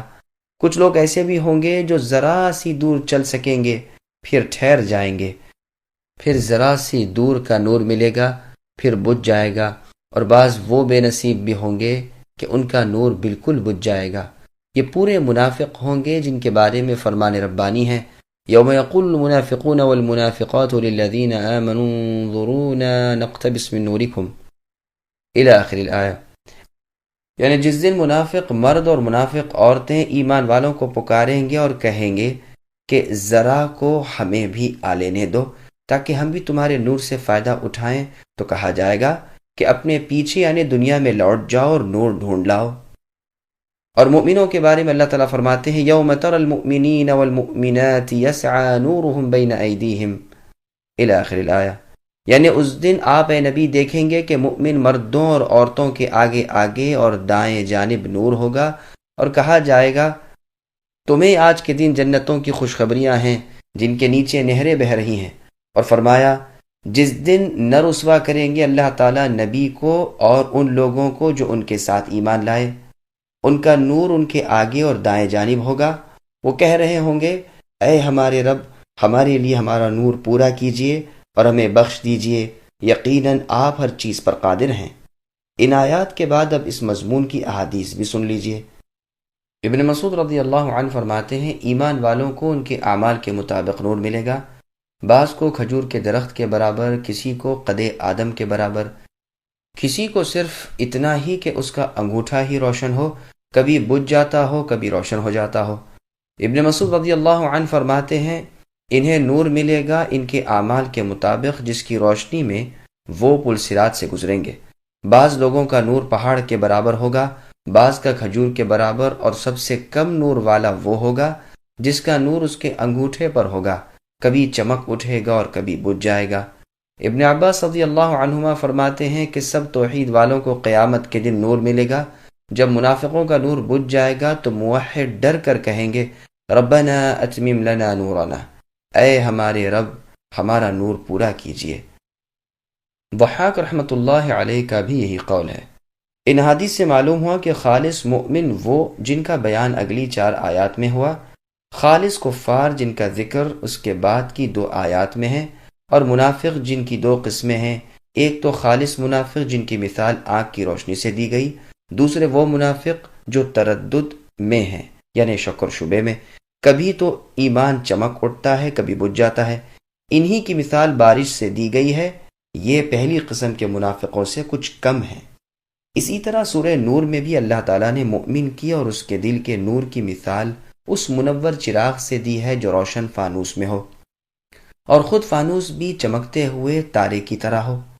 چنانچہ ایماندار کا ایک تو خود دل روشن، دوسرے خالص شریعت کی اسے امداد، پس روشنی پر روشنی، نور پر نور ہو جاتا ہے۔ اسی طرح دوسری جگہ کافروں کی مثال بھی بیان کی جو اپنی نادانی کی وجہ سے اپنے آپ کو کچھ سمجھتے ہیں اور حقیقت میں وہ کچھ نہیں ہوتے۔ فرمایا کافروں کے اعمال کی مثال ریت کے چمکیلے ٹیلوں کی طرح ہے جنہیں پیاسا پانی سمجھتا ہے، یہاں تک کہ پاس آ کر دیکھتا ہے لیکن کچھ بھی نہیں پاتا۔ پھر اور موقع پر ان جاہل کافروں کی مثال بیان کی جو سخت جہالت میں گرفتار ہیں، اور ان کی مثال میں فرمایا مانند سخت اندھیروں کے جو گہرے سمندر میں ہو، جو موجوں پر موجیں مار رہا ہو، پھر ابر سے ڈھکا ہوا ہو اور اندھیروں پر اندھیرے چھائے ہوں، ہاتھ نکالے تو دیکھ بھی نہیں سکتا۔ حقیقت یہ ہے کہ جس کے لیے اللہ کی طرف سے نور نہ ہو اس کے پاس نور کہاں سے آئے؟ پس کفار کی بھی 2 قسمیں ہیں، ایک تو دوسروں کو کفر کی طرف بلانے والے، دوسرے ان کی تقلید کرنے والے، جیسے سورہ حج کے شروع میں ہے وَمِنَ النَّاسِ مَن يُجَادِلُ فِي اللَّهِ إِلَى آخِرِ الْآيَةِ، یعنی بعض وہ لوگ ہیں جو اللہ کے بارے میں علم کے بغیر جھگڑتے ہیں اور ہر سرکش شیطان کی پیروی کرتے ہیں۔ اور جگہ فرمایا وَمِنَ النَّاسِ مَن يُجَادِلُ فِي اللَّهِ بِغَيْرِ عِلْمٍ وَلَا هُدًى وَلَا كِتَابٍ مُنِيرٍ، یعنی بعض لوگ علم اور ہدایت اور روشن کتاب کے بغیر اللہ کے بارے میں لڑتے جھگڑتے ہیں۔ سورہ واقعہ کے شروع میں اور آخر میں سورہ نساء میں مؤمنوں کی بھی دو قسمیں بیان کی ہیں، سابقین اور اصحاب یمین، یعنی مقرب بارگاہ الہی اور پرہیزگار نیک لوگ۔ پس ان آیات سے معلوم ہوا کہ مؤمنوں کی دو جماعتیں ہیں، مقرب اور ابرار، اور کافروں کی بھی دو قسمیں ہیں، کفر کی طرف بلانے والے اور ان کی تقلید کرنے والے، اور منافقوں کی بھی دو قسمیں ہیں، خالص اور پکے منافق، اور وہ منافق جن میں نفاق کی ایک آدھ شاخ ہے۔ بخاری اور مسلم میں حدیث عبداللہ بن عمر رضی اللہ عنہما فرماتے ہیں رسول اللہ صلی اللہ علیہ وسلم نے فرمایا 3 خصلتیں ہیں جس میں تینوں ہو وہ پختہ منافق ہے، اور جس میں ایک ہو اس میں ایک خصلت نفاق کی ہے، جب تک اسے نہ چھوڑے: بات کرنے میں جھوٹ بولنا، وعدہ خلافی کرنا، امانت میں خیانت کرنا۔ اس سے ثابت ہوا کہ انسان میں کبھی نفاق کا کچھ حصہ ہوتا ہے، خواہ و نفاق عملی یعنی آدمی کے اپنے عمل سے ہو، یا اعتقادی یا اس کے عقیدے کی روح سے ہو، جیسے کہ آیت و حدیث سے معلوم ہوتا ہے۔ سلف کی ایک جماعت اور علماء کرام کے ایک گروہ کا یہی مذہب ہے۔ اس کا بیان پہلے بھی گزر چکا ہے اور آئندہ بھی آئے گا انشاءاللہ تعالی۔ مسند احمد میں ہے رسول اللہ صلی اللہ علیہ وسلم نے فرمایا دل 4 قسم کے ہیں، ایک تو صاف دل جو روشن چراغ کی طرح چمک رہا ہو، دوسرے وہ دل جو غلاف آلودہ ہیں، تیسرے وہ دل جو الٹے ہیں، چوتھے وہ دل جو مخلوط ہیں۔ پہلا دل تو مؤمن کا ہے جو پوری طرح نورانی ہے، دوسرا دل کافر کا دل ہے جس پر پردے پڑے ہوئے ہیں، تیسرا دل خالص منافقوں کا ہے جو جانتا ہے اور انکار کرتا ہے، چوتھا دل اس منافق کا ہے جس میں ایمان و نفاق دونوں جمع ہیں۔ ایمان کی مثال اس سبزے کی طرح ہے جو پاکیزہ پانی سے بڑھ رہا ہو، اور منافق کی مثال اس پھوڑے کی طرح ہے جس میں پیپ اور خون بڑھتا ہی جاتا ہو، اب جو مادہ بڑھ جائے وہ دوسرے پر غالب آ جاتا ہے۔ اس حدیث کی اسناد بہت ہی عمدہ ہے۔ ابن عباس رضی اللہ عنہما فرماتے ہیں اگر اللہ چاہے تو ان کے کان اور آنکھیں برباد کر دے، مطلب یہ ہے کہ جب انہوں نے حق کو جان کر اسے چھوڑ دیا تو اللہ ہر چیز پر قادر ہیں، یعنی اگر چاہے تو عذاب و سزا کرے، اگر چاہے تو معاف کر دے۔ یہاں قدرت کا بیان اس لیے کیا کہ پہلے منافقوں کو اپنے عذاب اور اپنی جبروت سے ڈرایا ہے اور کہہ دیا ہے کہ وہ انہیں گھیر لینے اور ان کے کانوں کو بہرا اور آنکھوں کو اندھا کرنے پر قادر ہیں۔ قدیر کے معنی قادر کے ہیں، جیسے علیم کے معنی عالم کے ہیں۔ ابن جریر رحمۃ اللہ علیہ فرماتے ہیں یہ دونوں مثالیں ایک ہی قسم کے منافقوں کی ہے۔ او معنی میں واقع ہے، یعنی اور جیسا فرمایا وَلَا تُطِعْ مِنْهُمْ آثِمًا أَوْ كَفُورًا، یا لفظ او اختیار کے لیے ہے، یعنی خواہ یہ مثال بیان کرو خواہ وہ مثال بیان کرو، اختیار ہے۔ قرطبی فرماتے ہیں اور یہاں پر تساوی یعنی برابری کے لیے ہے، جیسے عربی زبان کا محاورہ ہے جالس الحسن او ابن سیرین۔ زمخشری بھی یہی توجیہ کرتے ہیں، تو مطلب یہ ہوگا کہ ان دونوں مثالوں میں سے جو سی مثال چاہو بیان کرو، دونوں ان کے حال کے مطابق ہیں۔ میں کہتا ہوں یہ باعتبار منافقوں کی قسموں کے ہیں، ان کے احوال و صفات طرح طرح کے ہیں، جیسے سورہ براءت میں وَمِنْهُمْ وَمِنْهُمْ وَمِنْهُمْ کر کے ان کی بہت سی قسمیں، بہت سے افعال اور بہت سے اقوال بیان کیے ہیں۔ تو یہ دونوں مثالیں 2 قسم کے منافقوں کی ہیں جو ان کے احوال اور صفات سے بالکل مشابہ ہیں، واللہ اعلم۔ سورہ نور میں 2 قسم کے کفار کی مثالیں بیان کی، ایک کفر کی طرف بلانے والے، دوسرے مقلد۔ فرمایا والذین کفروا اعمالهم کسراب بقیعہ، پھر فرمایا او کظلمات۔ پس پہلی مثال یعنی ریت کے تودے کی کفر کی طرف بلانے والوں کی ہے جو جہل مرکب میں پھنسے ہوئے ہیں، دوسری مثال مقلدوں کی ہے جو سخت جہالت میں مبتلا ہیں، واللہ اعلم۔